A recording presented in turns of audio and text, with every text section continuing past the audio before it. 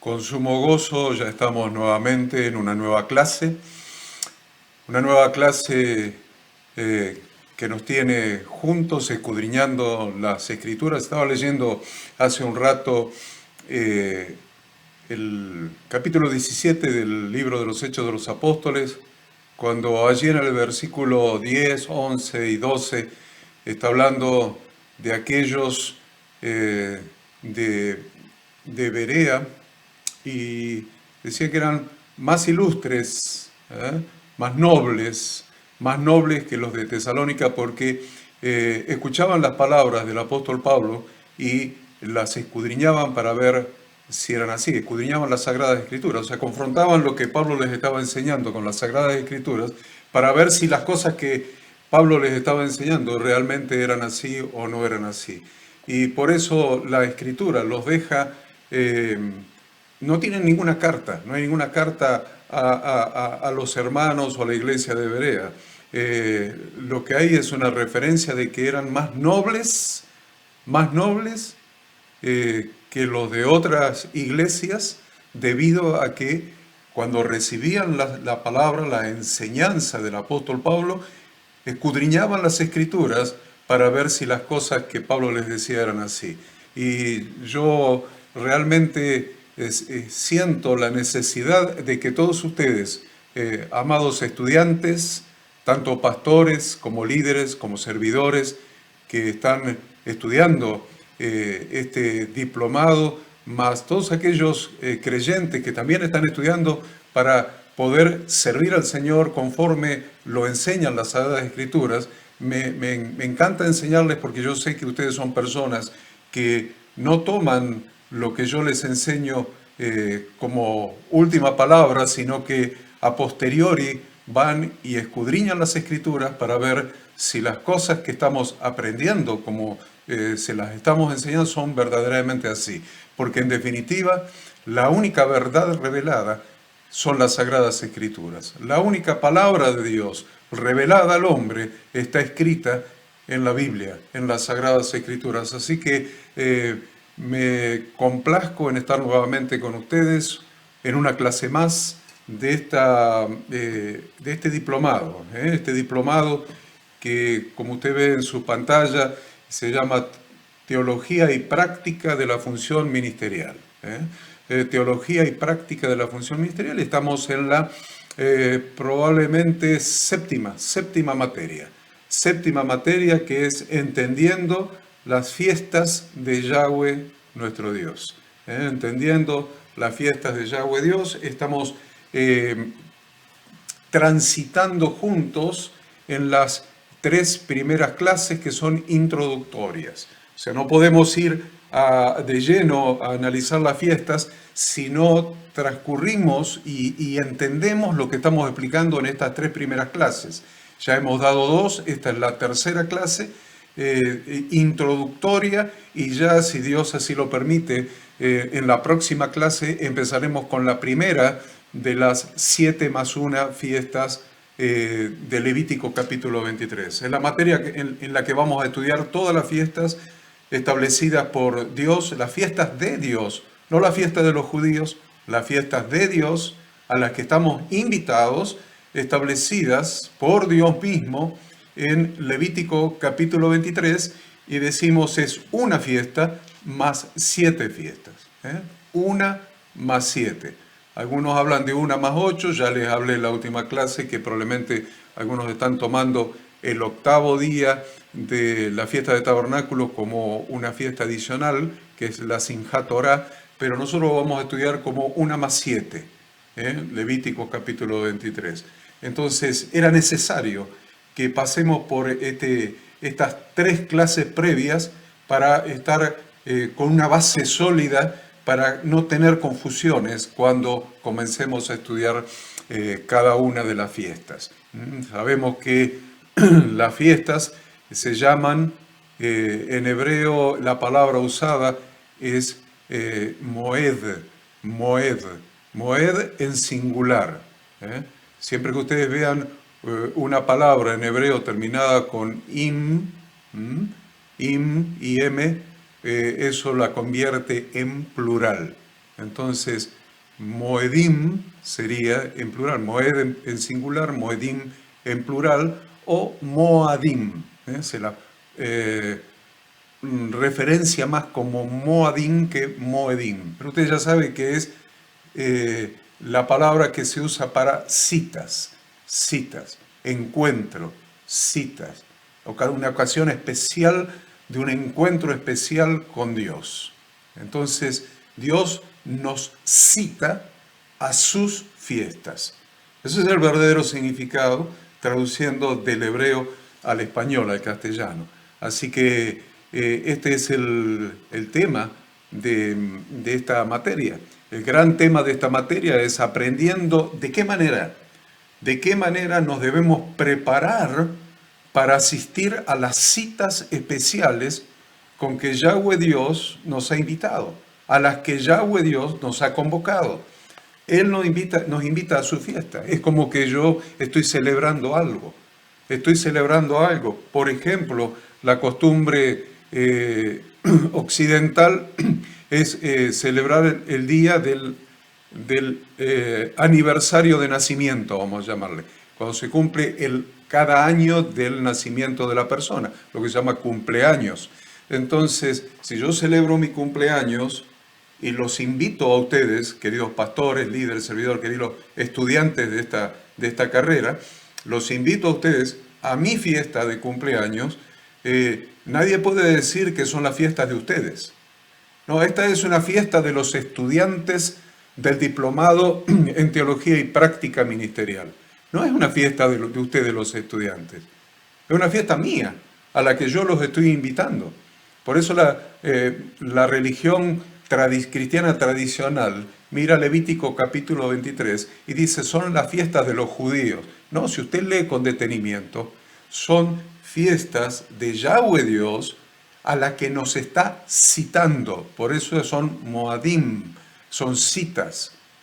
Citas con Dios, citas a un encuentro con Dios. Son sus fiestas y nosotros somos invitados, citados, invitados a sus fiestas. Entonces, al no ser fiestas nuestras, son fiestas de Dios, nosotros podemos optar por ir o no ir.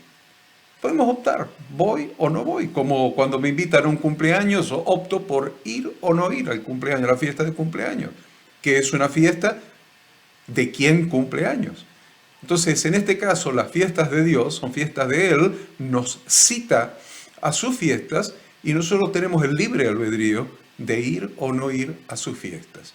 Y la cristiandad, a lo largo de los siglos, ha rechazado la invitación de Dios para ir a sus fiestas. La ha rechazado. La ha rechazado diciendo que son fiestas de los judíos, o diciendo que son fiestas del Antiguo Testamento, o diciendo un montón de cosas, y ha rechazado ir a las fiestas a las que Dios nos citaba, a sus propias fiestas. Y esto lo tenemos que entender a priori para poder entender el significado espiritual de todas estas fiestas. ¿Qué significado tienen hoy? ¿Qué significado tuvieron en Yeshua, en el cumplimiento de nuestro Señor Jesucristo, de las fiestas que cumplió las 3 primeras fiestas, en el cumplimiento que hizo el Ruach, el Espíritu Santo, el cumplimiento de la 4ª fiesta, y luego en el futuro las fiestas proféticas que se van a cumplir en la segunda venida de Yeshua, que son las 3 últimas fiestas, y ahí tienen las 7, pero sin embargo hay otra que yo le dije que era una más 7, hay una que se viene cumpliendo desde el huerto de Edén, que Dios la viene cumpliendo desde el huerto de Edén, e instruyó a su pueblo para que la siguiera cumpliendo, y es la fiesta que en el futuro, proféticamente, representa al milenio, al reinado milenial de Yeshua. Entonces, son todas fiestas de Dios. Entonces, el tema de esta materia que estamos estudiando es aprender a cómo nos debemos preparar para asistir a las citas especiales con Dios a las que Él nos convoca. Hay 2 parábolas que Yeshua contó respecto de la fiesta. Una es la parábola de la gran cena. La parábola de la gran cena se refiere a esto. Dios nos convoca a la gran cena, pero uno con una excusa, otros con otra excusa y otro con otra excusa, no fueron los convidados, los citados no fueron al encuentro con el Señor de la fiesta. Entonces tiene la parábola de la gran cena, es interesante analizarlo, pero hay otra fiesta donde alguien, una fiesta de bodas, donde alguien no estaba vestido para la boda. Alguien no estaba vestido para la boda. Y viene el Señor que convoca a la fiesta y le dice, amigo, ¿qué haces acá en la fiesta si no estás vestido para la boda? La fiesta de bodas si no estás vestido para la boda. ¿Ven? ¿Ven? Hay referencias a estas fiestas. Esas dos parábolas se refieren específicamente a estas fiestas de Dios que estamos estudiando y que hoy vamos a estudiar en especial el tema de la fiesta de boda. Una de ellas, la fiesta de bodas. Bueno, le paso esa pantalla para que usted, si quiere detenerla en algún momento cuando lo vea on demand, o sea, grabado, pueda detenerse allí. Y esta es la clase número 3, donde vamos a hablar justamente de esa fiesta especial, porque debemos entender esa fiesta, la fiesta de bodas, para poder recién entrar a analizar una por una, la una más 7 fiestas de Levítico capítulo 23. Así que este capítulo que vamos a estudiar hoy se titula El propósito eterno, el misterio escondido. Miren qué cosa interesante, el propósito eterno, el misterio escondido, la boda del Mesías con el pueblo de Dios. Tanto esta palabra, esta frase, el propósito eterno, como la frase, el misterio escondido, lo va a encontrar en la carta a los Efesios. Te lo googlea o lo mete allí en su concordancia electrónica y le va a traer la referencia de dónde está escrito estas dos frases, el propósito eterno, el misterio escondido. En el libro de Efesios, el libro teológico por excelencia de las Sagradas Escrituras. Entonces este capítulo se llama el propósito eterno, el misterio escondido, la boda del Mesías con el pueblo de Dios. Bien, para comenzar con este tema, lo primero que les tengo que decir es que dos cosas nosotros debemos entender bien clarito, tiene que quedar en nuestro conocimiento, en nuestro concepto, para poder entender el capítulo que vamos a estudiar hoy. Es un capítulo teológicamente muy profundo, muy profundo. Les diría más, nadie puede entender profundamente el Evangelio si no entiende lo que vamos a enseñar hoy. Lo que vamos a enseñar hoy, como les decía hace un rato, miren, vuelvo para atrás, el propósito eterno de Dios, el misterio escondido. Si no entiende ese propósito eterno de Dios, me puede decir usted que es creyente hace 30, 40, 50 años. Me puede decir lo que quiera, que conoce la Biblia de memoria de tapa a tapa. Pero si usted no entiende el propósito eterno de Dios, el misterio escondido, no entiende el Evangelio. No entiende la razón de ser el Evangelio.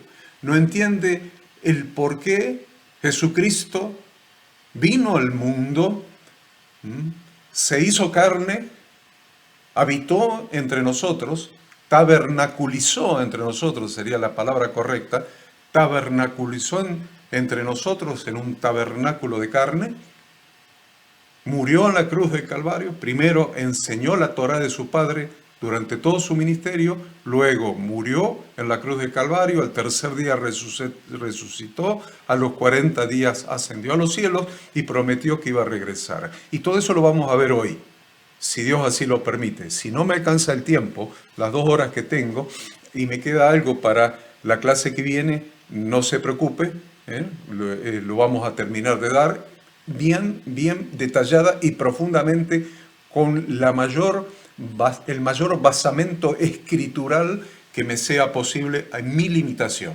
En mi limitación, yo le voy a dar todo mi basamento escritural y usted va a investigar y va a decir, bueno, hay mucho más. Hay mucho más que confirma y que reafirma cuál es el propósito eterno, el misterio escondido.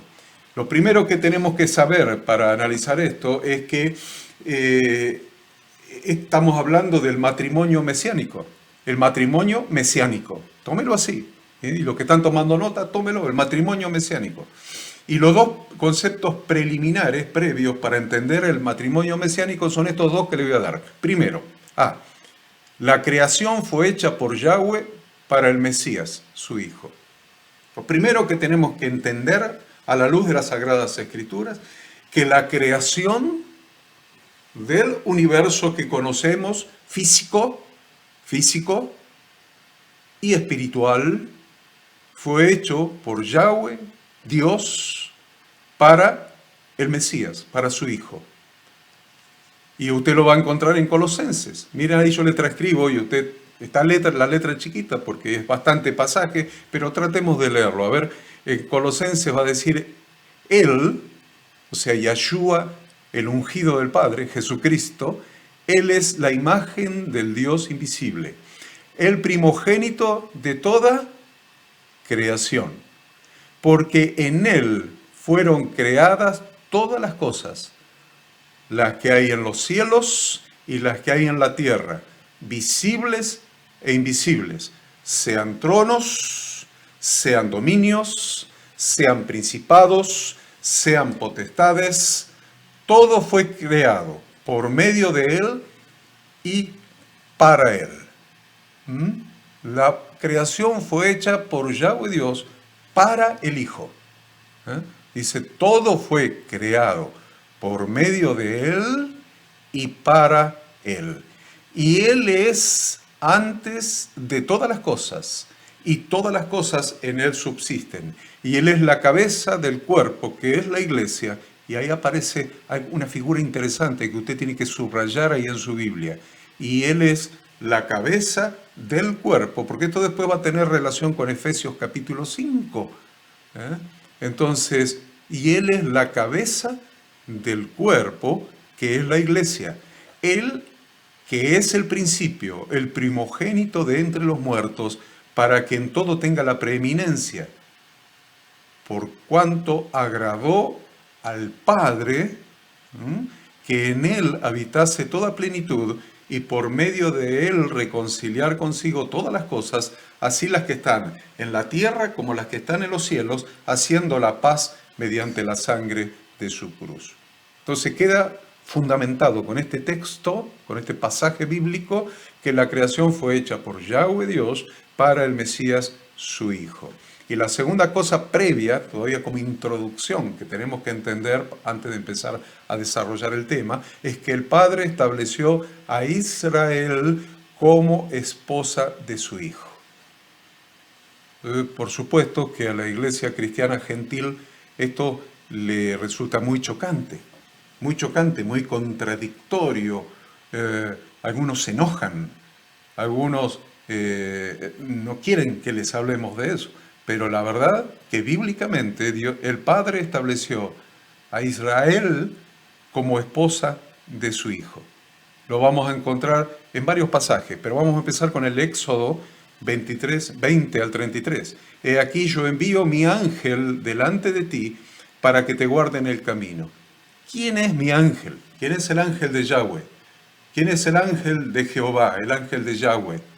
El ángel de Yud-He-Bab-He, que es el nombre revelado. El único nombre revelado es Yud-He-Bab-He. Yo lo transcribí ahí en hebreo, y usted va a ver los simbolitos del Yud, el He, el Vav y el He. Es el nombre revelado. Entonces, algunos le llaman Jehová, otros han entendido, la mayoría ha entendido que es Yahweh, otros Yahvé, con B corta, pero lo concreto es que él dice que su ángel,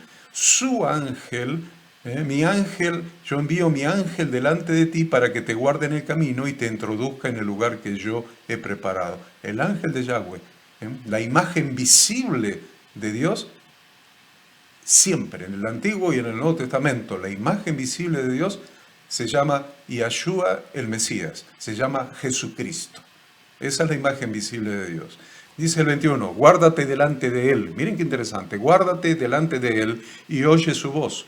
No le seas rebelde, porque Él no perdonará vuestra rebelión, porque mi nombre está en Él. ¿Qué dice? Mi nombre está en Él.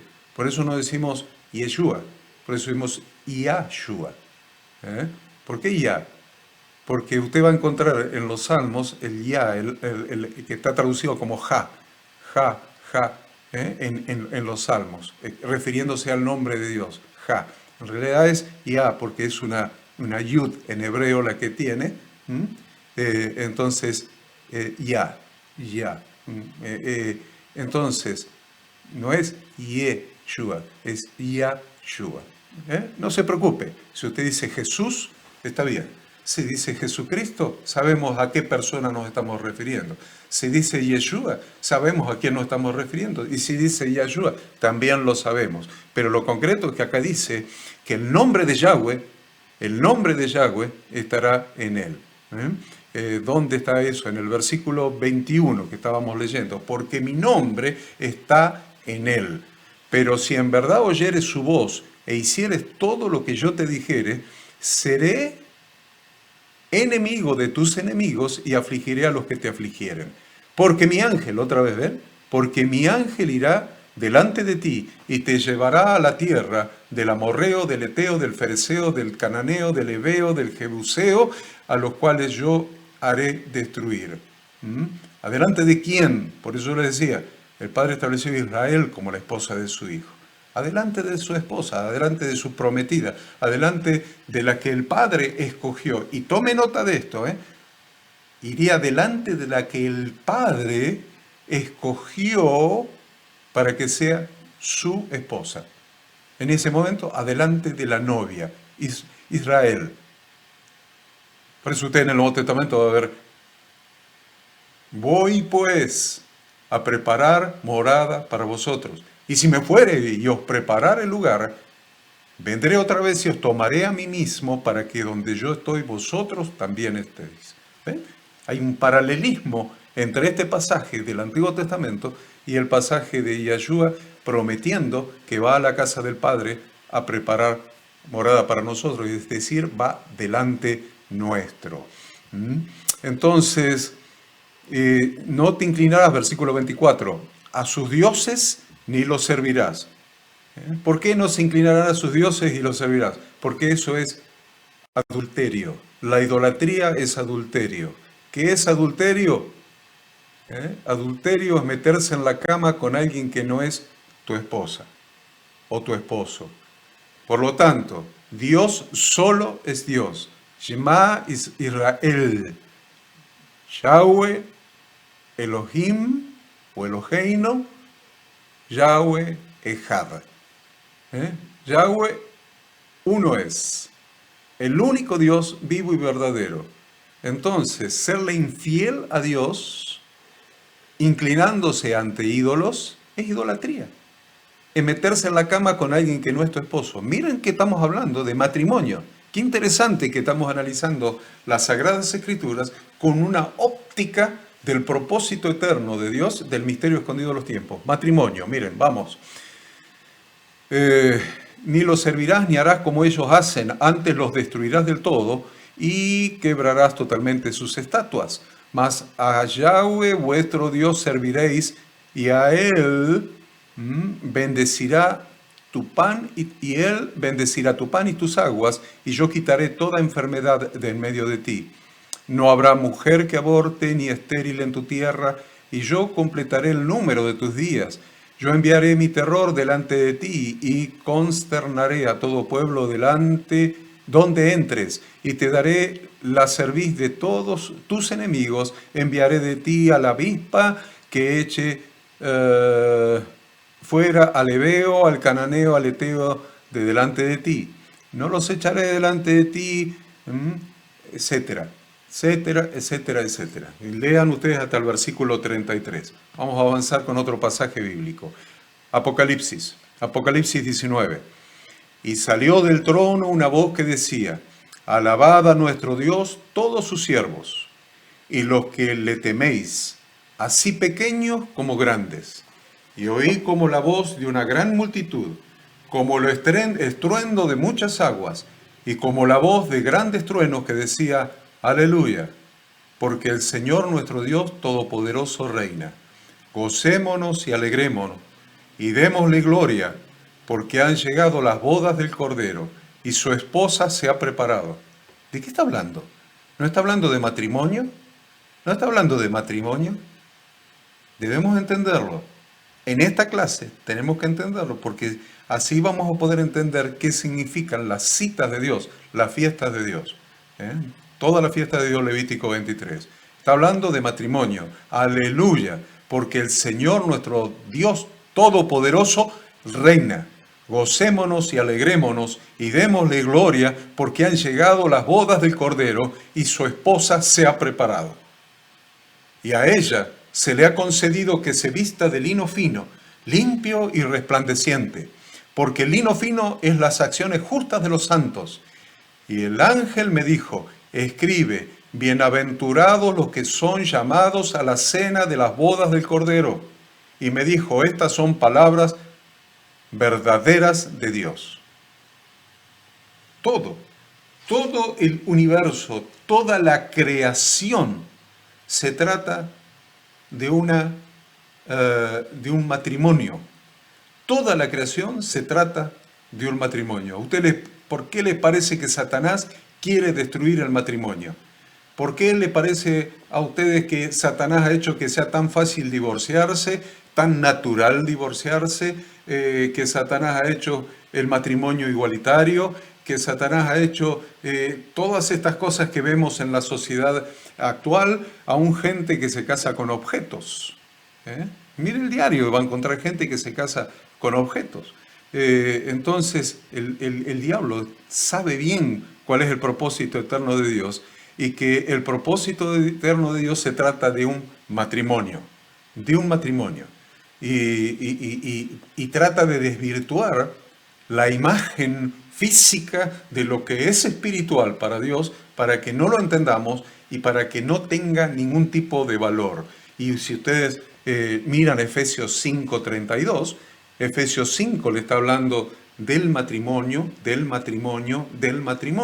y en el versículo 32 le va a decir, grande es este misterio. ¿Qué palabra usa? El misterio. Hoy vamos a develar el misterio.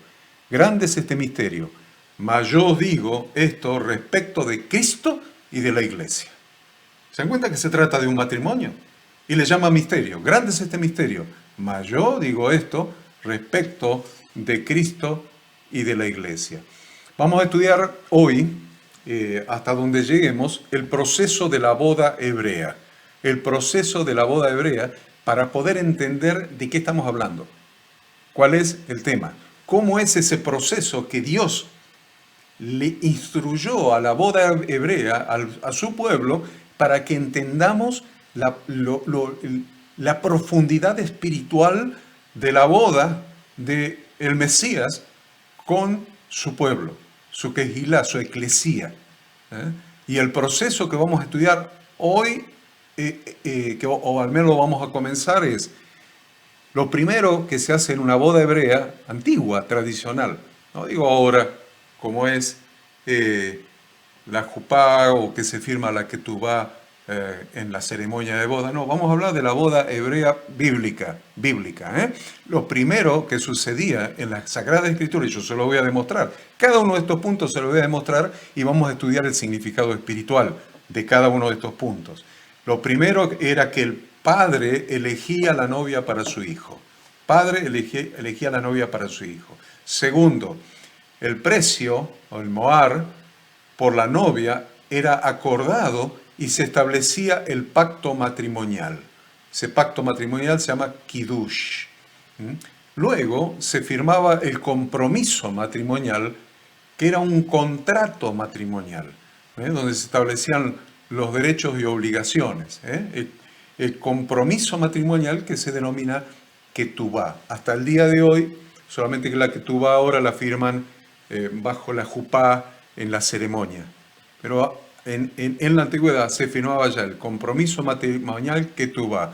Cuarto, el novio regresaba. Una vez firmada el compromiso matrimonial, ya estaban desposados, aunque no tuvieran contacto físico, estaban desposados, entonces el novio se iba, regresaba a la casa del padre a preparar el hogar para la novia. Vamos a estudiar esto, es muy interesante esto.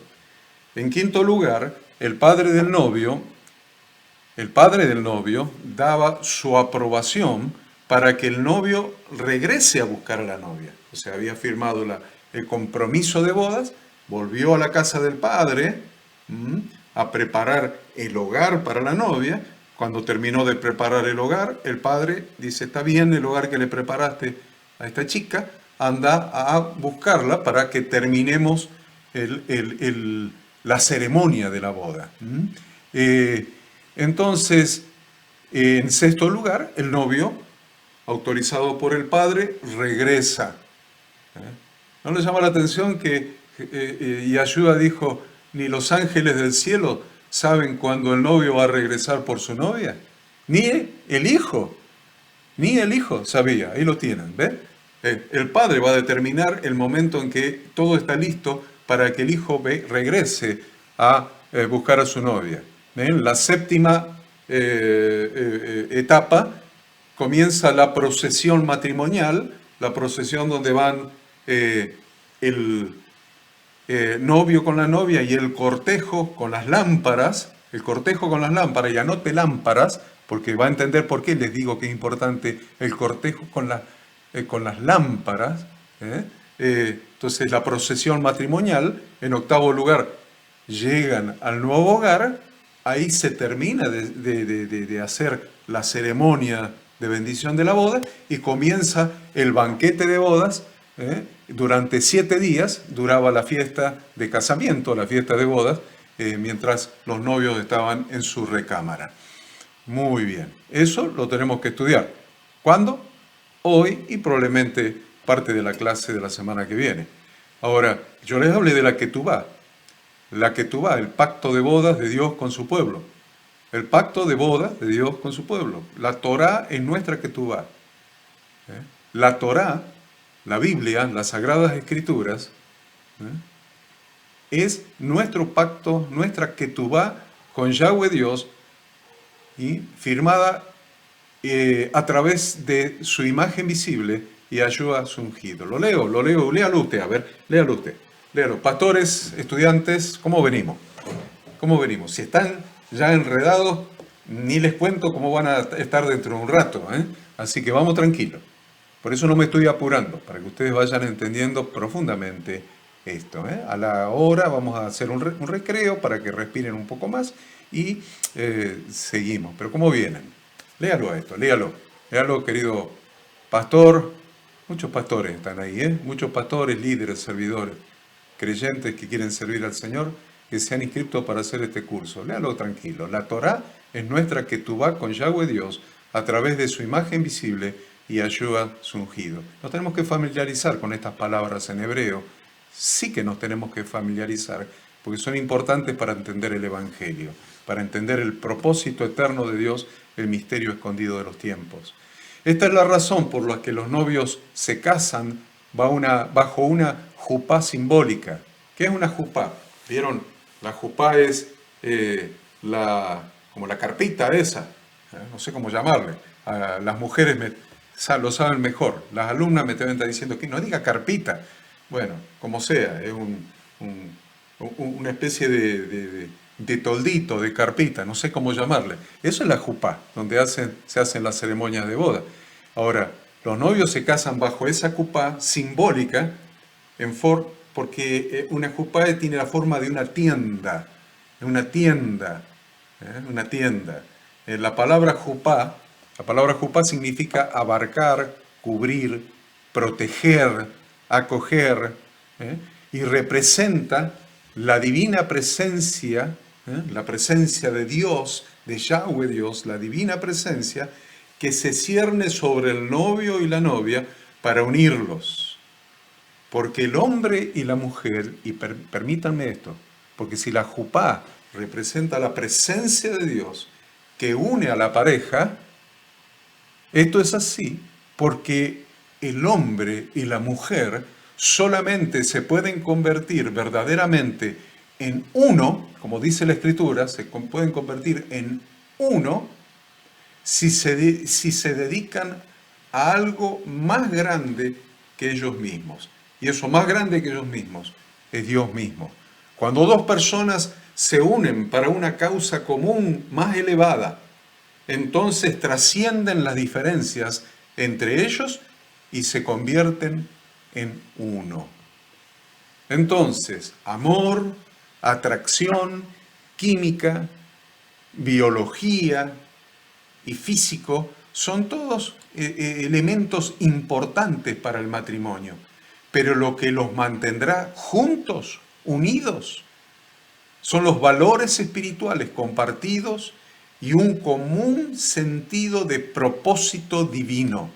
Mientras Dios es socio del matrimonio, estarán parados bajo la jupá por toda la vida.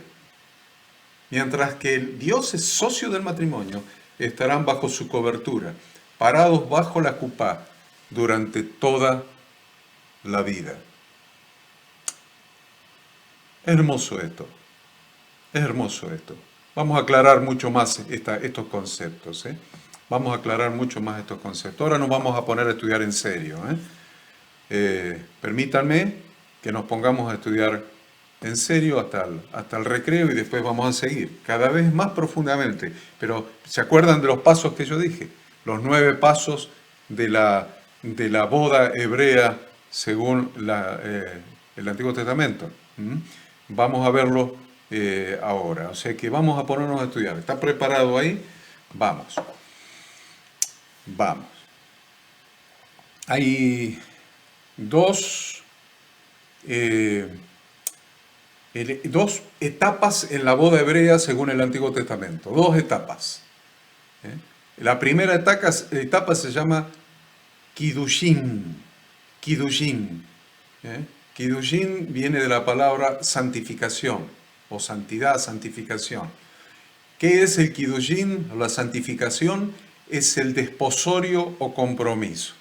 Dice, está desposada. Bueno, para nosotros en la cultura occidental equivale al compromiso de boda. Entonces el Kiddushin, santificación, desposorio o compromiso.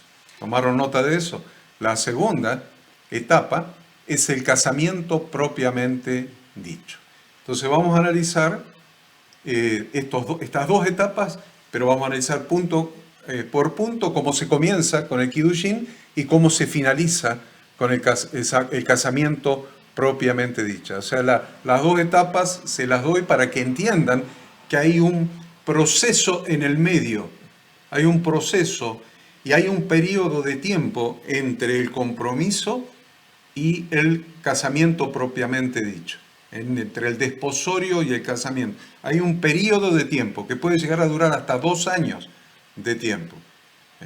Para que ustedes entiendan, José y María estaban en ese periodo de tiempo. No sé si en ellos habrá durado 1 año, 1 año y medio, 2 años, puede durar hasta 2 años. Pero lo concreto es José y María estaban desposados, o sea, habían hecho el Kiddushin, pero todavía le faltaba el casamiento propiamente dicho, que es donde se produce la unión física. Nosotros sabemos que con toda seguridad ese momento del casamiento propiamente dicho estaba muy cerquita de llegar, muy próximo a llegar, porque en la gracia de Dios, en la sabiduría de Dios, hizo que nadie sospechara de que María había quedado embarazada en este periodo de probablemente casi 2 años o año y medio, sino que se tomó como algo natural su embarazo, como después del casamiento. Quiere decir que cuando el ángel implanta en el vientre de María a Yeshua, y no estoy diciendo, y esto lo vamos a estudiar en el futuro probablemente, si a ustedes les interesa, no estoy diciendo cuando el ángel fecunda un óvulo de María. Por eso no es así, no es así. Porque si el ángel hubiera fecundado un óvulo de una mujer, ser humano, descendiente de Adán, entonces Yeshua hubiera heredado esa tendencia al pecado. Entonces, realmente lo que sucedió es que se implantó un ser completo allí en el vientre de María. Dejémoslo ahí por el momento, pero Lo concreto que esa implantación de ese ser sucedió muy cerquita de la segunda etapa del casamiento propiamente dicho. Entonces vamos punto por punto estos 9. Vamos a empezar con el padre. Primer punto, el padre elige la novia para su hijo. El padre elige la novia para su hijo. Qué raro esto, ¿no? Qué raro en la cultura occidental hoy día. Pero vemos en el Antiguo Testamento que el proceso de boda, de la boda hebrea, comenzaba con la elección de la novia por parte del padre del novio. La elección de la novia por parte del padre del novio. El padre del novio era quien elegía la novia para su hijo. Usted dice, qué cosa rara, qué cosa rara. No estaban enamorados, ¿qué es lo que pasó? Bueno, hoy se habla mucho del enamoramiento. Y así como se habla del enamoramiento, se va el enamoramiento, ¿vieron? Así como viene, se va. Si no, mire las revistas de la farándula y van a ver los artistas, los músicos, qué sé yo, las personas de la farándula que están profundamente enamoradas, no pueden vivir el uno sin el otro. A los 6 meses ya no están más enamorados, están enamorados de otra persona. Entonces el enamoramiento es un sentimiento muy relativo. Y más le diría, el enamoramiento se puede construir en la pareja. Se puede construir en la pareja. Si yo entiendo el modelo de las Sagradas Escrituras, estoy entendiendo que el enamoramiento se puede construir. Dice el Nuevo Testamento que las hermanas mayores enseñan a las más jóvenes a amar a sus maridos. No diría eso si eso no fuera posible. Así que, pero no me voy a meter en eso, porque si no, nos salimos del tema. Pero lo concreto es que la elección de la novia era por parte del padre de la novia, del novio. La elección de la novia la hacía el padre del novio. Y esto se practicaba por la sencilla razón de que la novia sería adoptada como miembro del linaje del novio. Entienda esto, la novia sería adoptada como miembro, como parte del linaje del novio. Miren, por ejemplo, a Sara. Sara, adoptada como miembro del linaje de Abraham. Miren a Rebeca. Rebeca adoptada como miembro del linaje de Abraham e Isaac. Y miren, por ejemplo, a Raquel y a Lea, adoptadas como miembro del linaje de Abraham, Isaac y Jacob. Interesante. Entonces, por eso toda la familia, toda la ascendencia estaba interesada en saber si ella era conveniente para ese linaje, para esa función, para esa trascendencia en el mundo, en el pueblo de Dios, era conveniente o no lo era. Esto significa que la novia era adoptada, literalmente. Y yo le estoy tirando muchas palabras claves para que usted ya vaya relacionando con el Evangelio. Para que vaya relacionando con el Evangelio. La novia era adoptada. Era adoptada como una hija del padre del novio. ¿Le suena como en el Evangelio? ¿Lo relaciona en el Evangelio? Se lo voy a repetir, a ver, y usted ya empieza a relacionar mentalmente, querido alumno. Yo sé que son clases difíciles, perfecto, pero usted tiene que entender esto, porque si no, no entiende el Evangelio, no sabe a qué está jugando.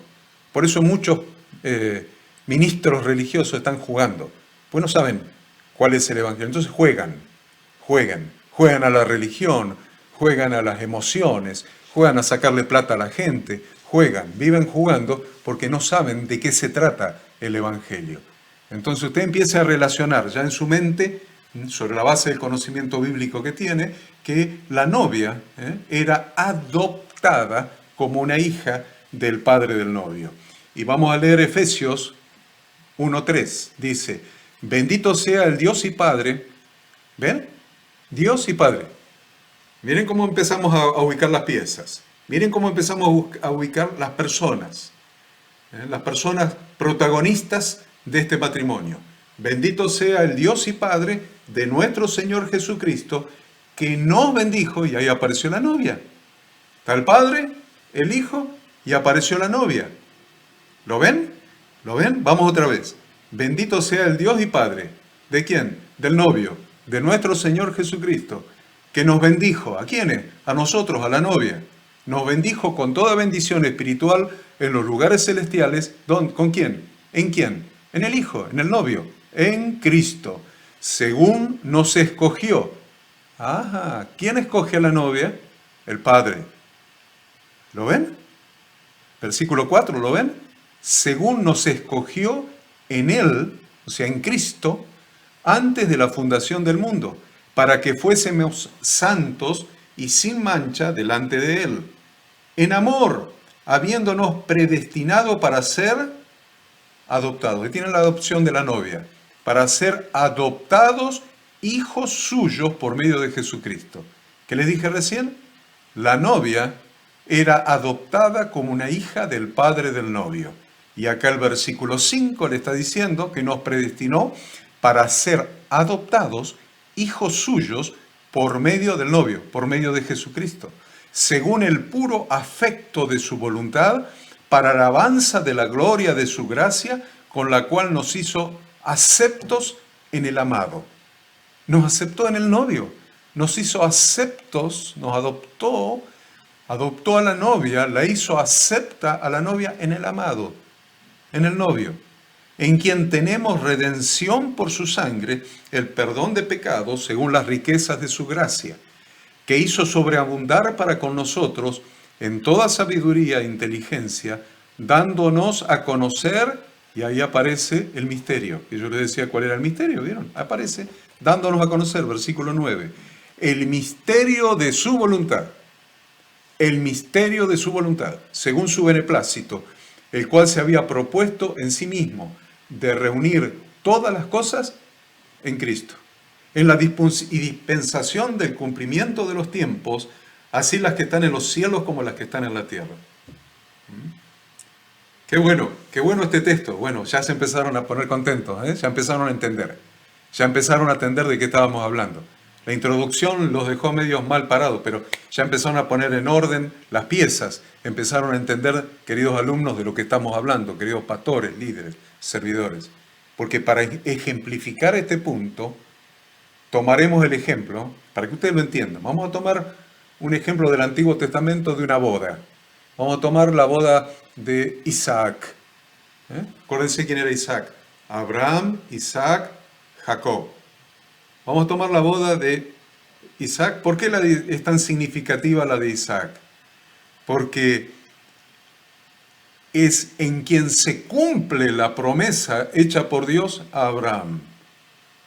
Y la promesa hecha por Dios a Abraham es una novia multitudinaria para su hijo.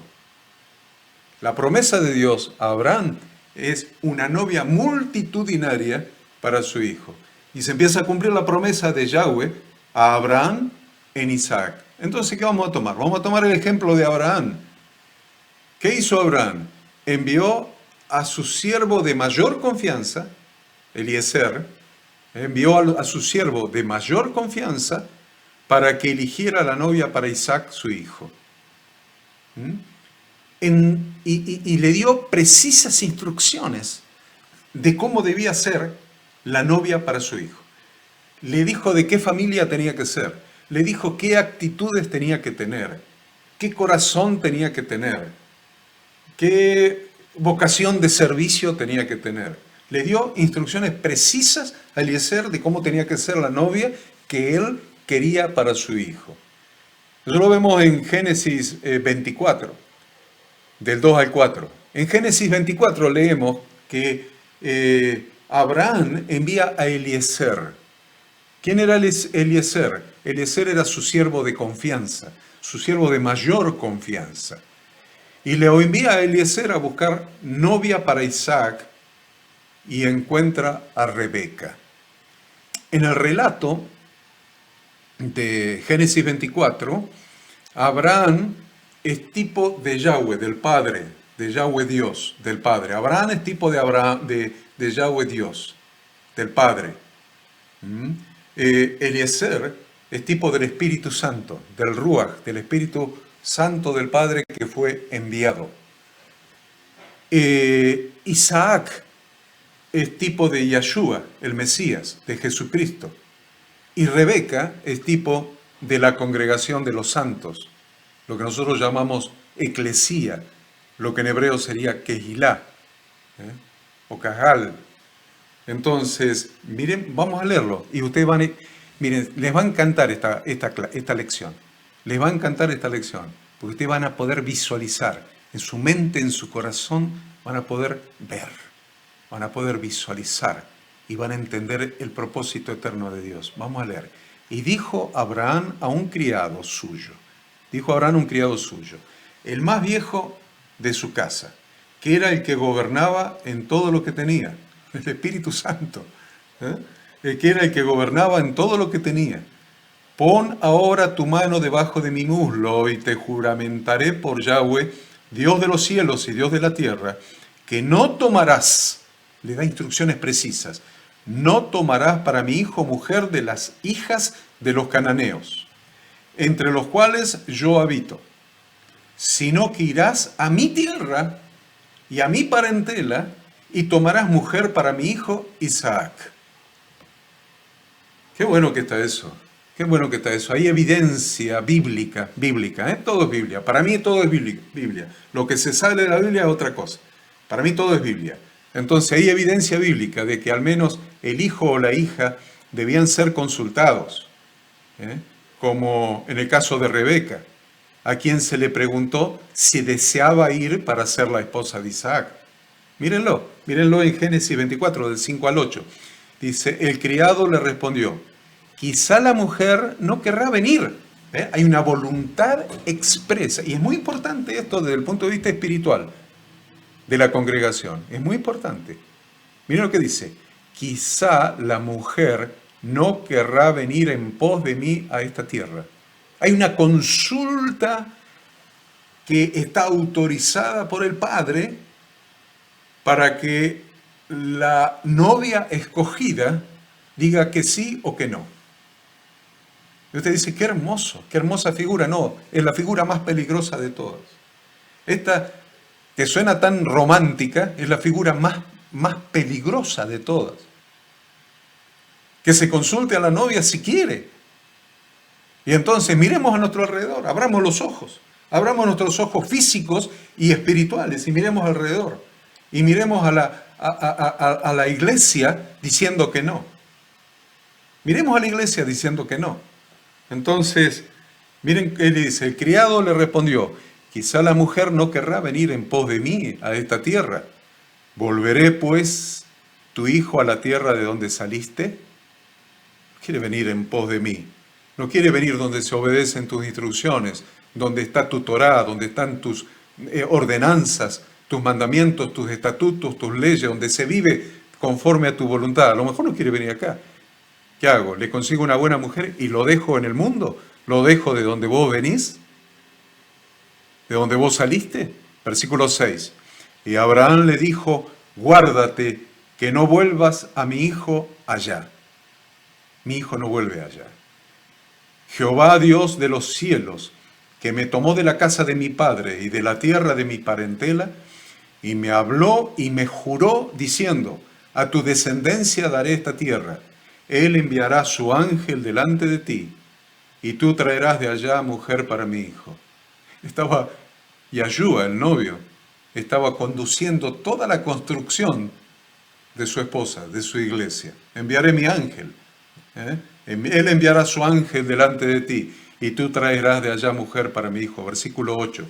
Y si la mujer no quisiere venir en pos de ti, si la mujer no quisiere venir en pos de ti, serás libre de este juramento, solamente que no vuelvas allá a mi hijo.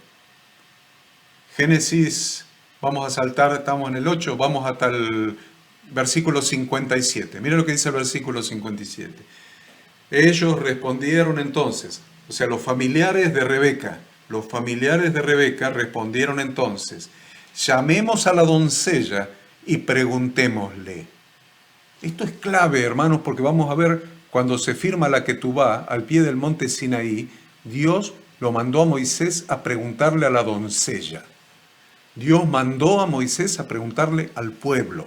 Lo vamos a ver. Dios envió a Moisés a preguntarle al pueblo. Entonces se cumple esto. Ellos respondieron, llamemos a la doncella y preguntémosle. Y llamaron a Rebeca y le dijeron, ¿irás tú con este varón? Y ella respondió, sí, iré. Al igual que Rebeca, que amó a Isaac sin haberlo visto. ¿No le suena?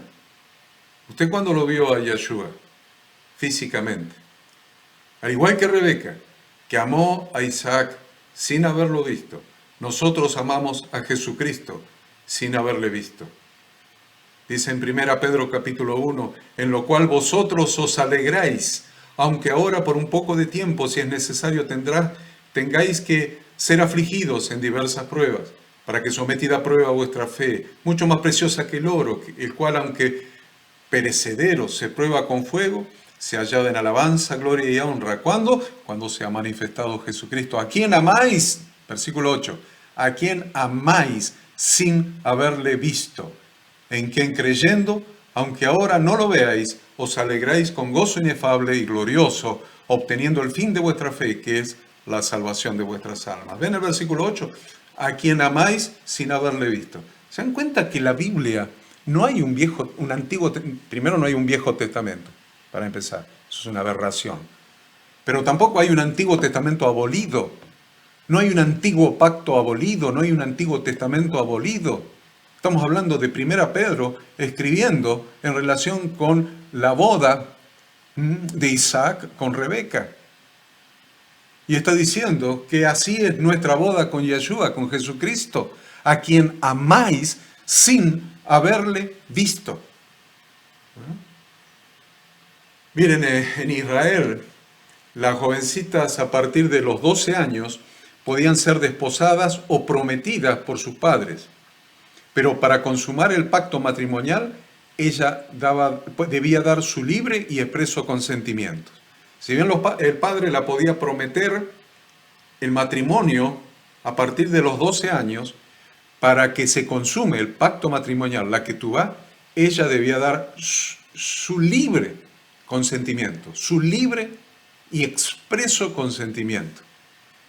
Este tipo de costumbre comenzó a cambiar, por eso le digo la boda bíblica, la boda del Antiguo Testamento, porque esta costumbre de hacerla así a la boda hebrea comenzó a cambiar después del cautiverio de Babilonia, donde el pueblo de hebreo, el pueblo de Israel, se empezó a contagiar de cosas de Babilonia. Entonces, a partir del cautiverio de Babilonia se le empezó a dar la oportunidad al joven de elegir por sí mismo a su novia. Ya no la eligió más el padre. Bueno, cambió, se occidentalizó la nación, el pueblo escogido de Dios, la novia escogida, se occidentalizó. En el Israel del Nuevo Testamento, los varones buscaban a su novia personalmente pero nunca la novia buscaba al varón. Nunca la novia. Y eso se mantuvo en el Nuevo Testamento. Nunca la novia buscaba al novio. El novio era quien buscaba a la novia. Así ha sido nuestra sociedad hasta hace unos 50 años atrás, más o menos, o un poco más. Bien, vamos a hablar un poquito de las tradiciones rabínicas. Así usted respira un poquito. Respira un poquito y nos vamos al único recreo, nos vamos al recreo. Las tradiciones rabínicas enseñan que como el hombre fue formado del polvo de la tierra, ustedes lo saben, está en Génesis 2:7, el hombre fue formado del polvo de la tierra, pero la mujer no. La mujer fue formada de la costilla del hombre, eso lo va a tener también en Génesis 2:21 al 24. El hombre formado del polvo de la tierra, ¿está? Y Dios soplando aliento de vida, su ruaj, su espíritu en el hombre. Pero la mujer fue formada de la costilla del hombre. Entonces, la tradición rabínica, esto es anecdótico, es para bajar un poco la tensión. La tradición rabínica dice que el hombre se ocupa de buscar a su esposa, que es figura de encontrar la costilla que se le había perdido. Eso dice la tradición rabínica. El hombre se ocupa de buscar a su esposa porque se ocupa de buscar la costilla que se le había perdido. Ahora, fíjense, Yeshua, Jesucristo, cómo usó como metáfora la tradición rabínica. Miren lo que dice, Lucas 19:10, porque el Hijo del Hombre vino a buscar y a salvar lo que se había perdido. y encajaría en la tradición rabínica de que él vino a buscar su costilla perdida. ¿Eh? Pero eso es anecdótico, no lo tomen ni siquiera como exégesis, ¿eh? No lo tomen ni siquiera como hermenéutica, ni yo lo estoy dando como interpretación de las Sagradas Escrituras. Le estoy dando este paréntesis para que ustedes miren y aflojen un poquito la atención y nos vamos a ir al primer recreo de no más de 5 minutos, ¿eh? No más de 5 minutos de recreo y regresamos para completar la hora que nos falta, a ver hasta dónde podemos llegar con este tema tan hermoso y tan trascendente que es la boda mesiánica. No sé si habrán pasado los 5 minutos y tengo por allí alguna alumna pastora que me controla el tiempo, me dice, no me diste los 5 minutos para que se calentara el agua del mate y esas cosas. Bueno, le ruego que me disculpe, no, me olvidé de tomar el tiempo a ver si pasaron los 5 minutos o no pasaron los 5 minutos. De todos modos vamos a continuar para avanzar lo más que podamos con esta lección, que es tan linda, ¿no? Tan importante. No solamente es importante, es linda. A mí me encanta esta lección, es importante y linda a la vez. Entonces vemos que entonces hemos visto al padre escogiendo a la novia para el hijo, al padre escogiendo a la novia para el hijo. Y esto se cumple en que el padre ha escogido a un pueblo especial para él, un pueblo especial para él. Voy a buscar la cita bíblica, que él mismo adoptaría como hijo suyo, en realidad sería como hija suya, pero las traducciones hablan en masculino, pero en realidad ese pueblo, ¿por qué hablan en masculino? Por el masculino de pueblo, pero en realidad lo está adoptando como la novia, como hija suya. Israel como hija suya, que sería un pueblo que sería gobernado por su ungido, por su rey ungido. Sería juzgado por su juez ungido y gobernado por su rey ungido. Y este pueblo siempre fue, es y será Israel. Cuando decimos el pueblo de Israel, estamos hablando del pueblo del Mesías. El pueblo del Mesías, es decir, aquellos que lo han aceptado como tal. Israel es el pueblo del Mesías.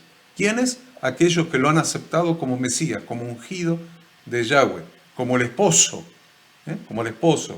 como el rey. Es decir, aquellos que lo han aceptado como el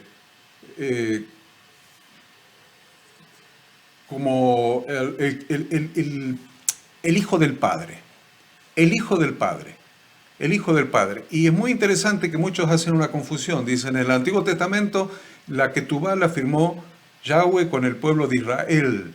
En el Nuevo Testamento la Ketubá, en las bodas del Cordero, en Apocalipsis, son entre Yahshua y ¿quién? Y la iglesia gentil. No, hermanos. No, hermanos. Y ahí están creyendo en dos dioses. Están creyendo en un Dios, Yahweh, Dios, y en Apocalipsis están creyendo en otro Dios que es Yahshua, el Mesías. ¿Quién se casa? O sea, ¿con quién se comprometió la congregación de Yahweh? Con Yahweh. ¿Con quién se comprometió? Con Yahweh. ¿Y con quién se va a casar en el Apocalipsis? Con Yahweh. ¿A través de quién? De su imagen visible. De su imagen visible. De Yahshua, su Hijo. Dios soberano, a través de su imagen visible, un hombre, a través de quien Él se expresa.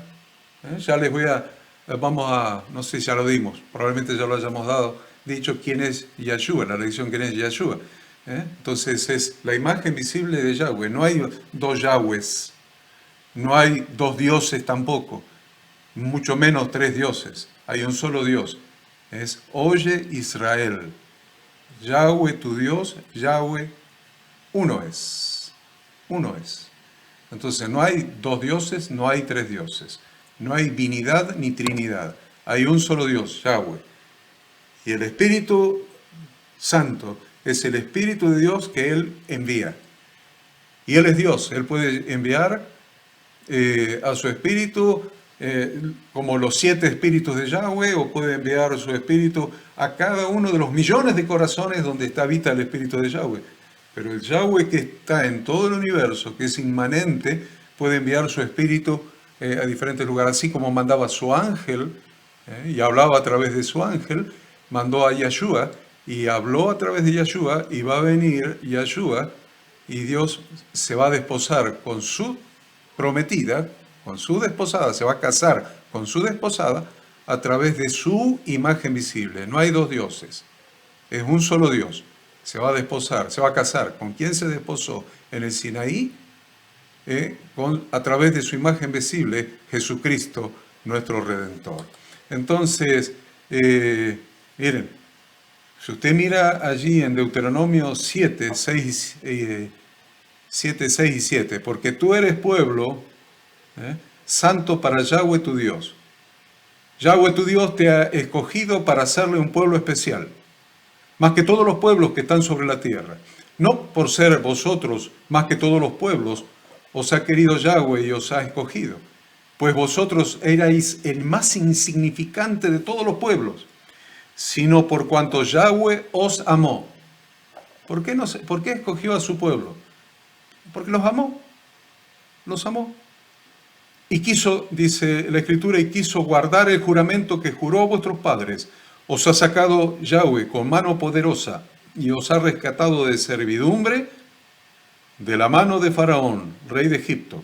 Conoce pues que Yahweh tu Dios es Dios, Dios fiel, que guarda el pacto. ¿Cuál es el pacto? La ketubá, el pacto de bodas.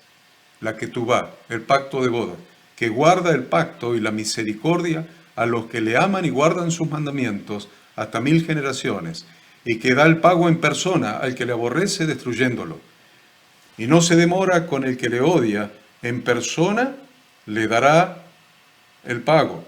Guarda, por tanto, los mandamientos, estatutos y decretos que yo te mando hoy para que cumplas. ¿Vieron que cuando empezamos había una pantalla que decía que la Biblia, la Torá, las Sagradas Escrituras, los mandamientos de Dios, son la ketubá, son el pacto de bodas? Bueno, acá lo tienen clarito. Guarda, por tanto, yo te elegí, yo me desposé contigo, hicimos un pacto de bodas, y ahora ¿qué tenés que hacer? ¿Qué tiene que hacer la novia? Guarda, por tanto, el pacto de bodas. Versículo 11, guarda, por tanto, los mandamientos, estatutos y decretos que yo te mando hoy que cumplas. Ahora, ¿cuál es el pueblo de Israel? ¿Cuál es el pueblo de Israel? ¿Cuál es? El pueblo de Israel está formado por aquellos que han aceptado al Mesías, que han aceptado a Jesucristo, que han aceptado a Yeshua como el Mesías enviado por Dios, como el ungido. Entonces, ¿quiénes son los que lo han aceptado? En primer lugar, los hijos de Jacob que han creído en él. Los israelitas, hijos, descendientes de Jacob, de sangre, que han creído en él. Con más el agregado de los gentiles que han aceptado al Mesías de Israel y a la Torá de Dios. Entonces ese es el pueblo de Israel. El pueblo de Israel, y ustedes lo saben, ya se los he explicado, porque es el pueblo que salió de Egipto y llegó al pie del monte Sinaí con quien Dios estableció ese pacto de bodas. ¿Quiénes salieron? Las 12 tribus de Israel, más un gran número de gentiles que creyeron en el Dios de Israel y salieron junto con ellos. Así que con todo ese pueblo Dios firmó el pacto de boda, no solamente con los judíos, que es una de las 12 tribus de Israel, pero tampoco solamente con las 12 tribus, sino también con los gentiles que habían salido con ellos de la esclavitud de Egipto y creyeron en el Dios de Israel y que se sumaron al pueblo, se unieron al pueblo, se fusionaron con el pueblo escogido. Entonces, si ustedes miran, por ejemplo, Juan 16:13 dice, pero cuando venga el Espíritu de verdad, Él los guiará a toda la verdad, porque no hablará por su propia cuenta, sino que hablará todo lo que oyere y os hará saber las cosas que habrán de venir. Él me glorificará porque tomará de lo mío y os lo hará saber. Y dice Yeshua, todo lo que tiene el Padre es mío. Por eso dije que tomará de lo mío y os lo hará saber.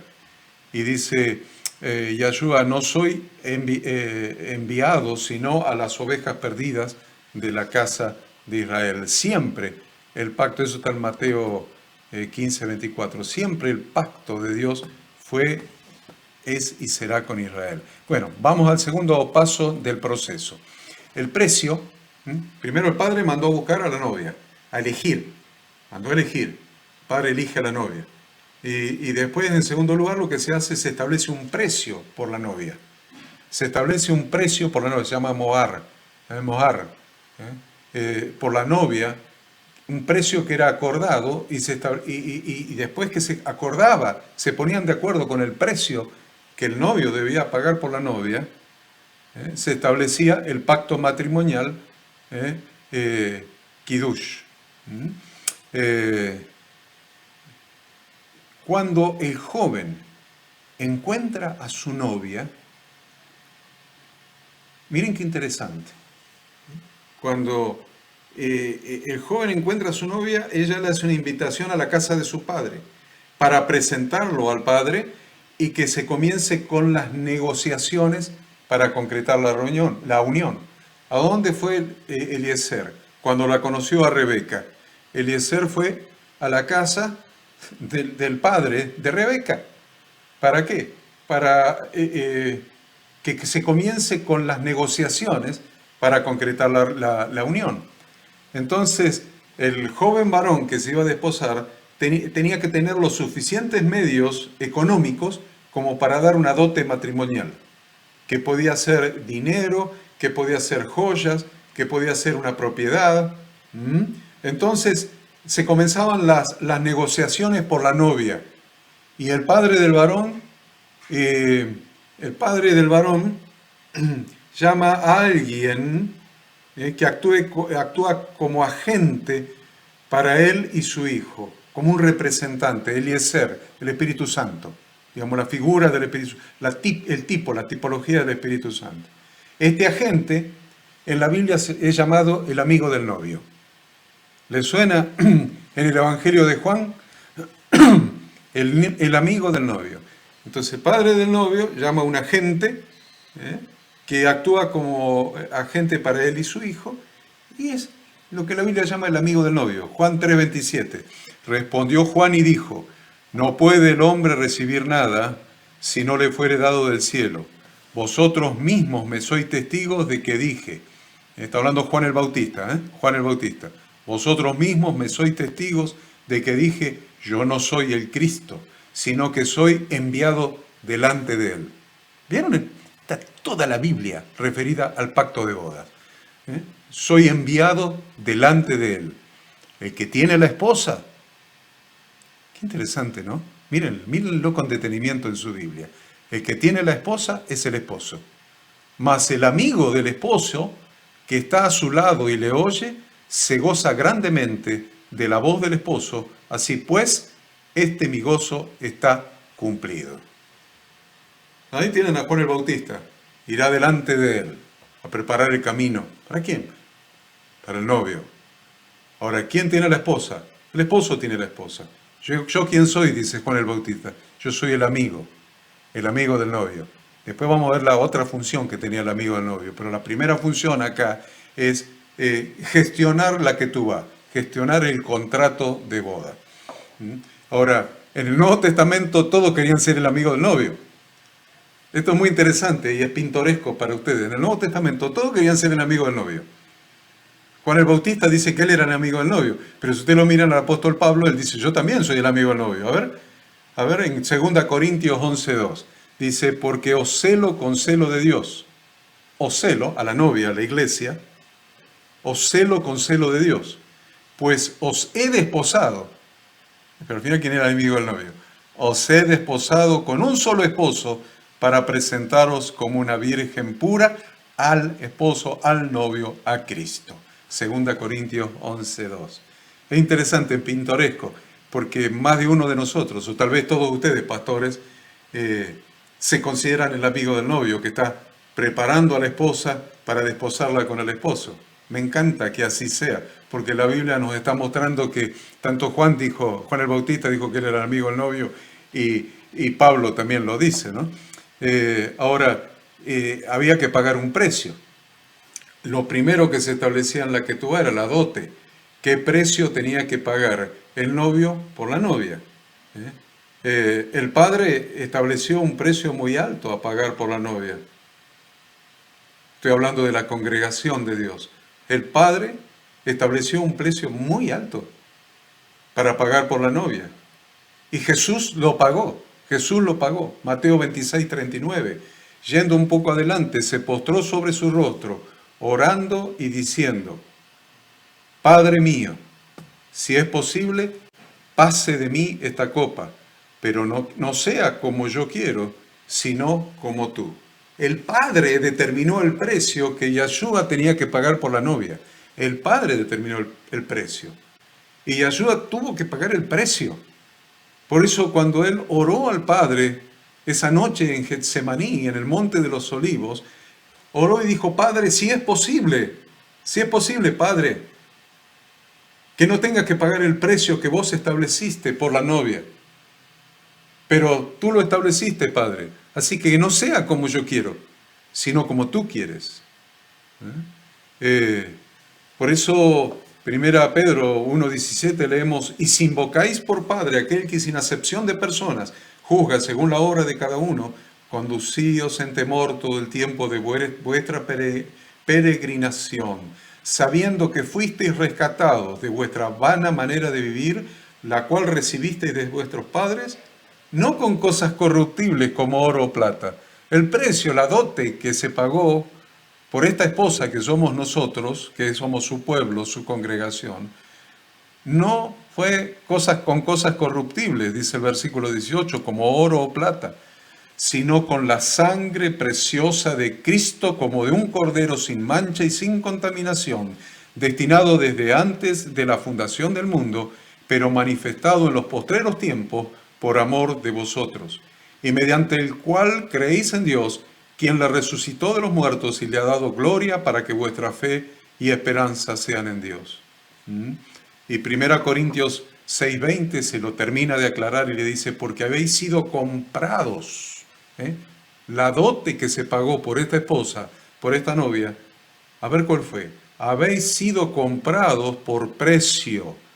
Glorificad pues a Dios en vuestro cuerpo y en vuestro espíritu, los cuales son de Dios. Y ustedes más adelante van a ver qué pasa después que se firma la ketubá, el contrato matrimonial, cuál es la actitud que tiene que tener la novia.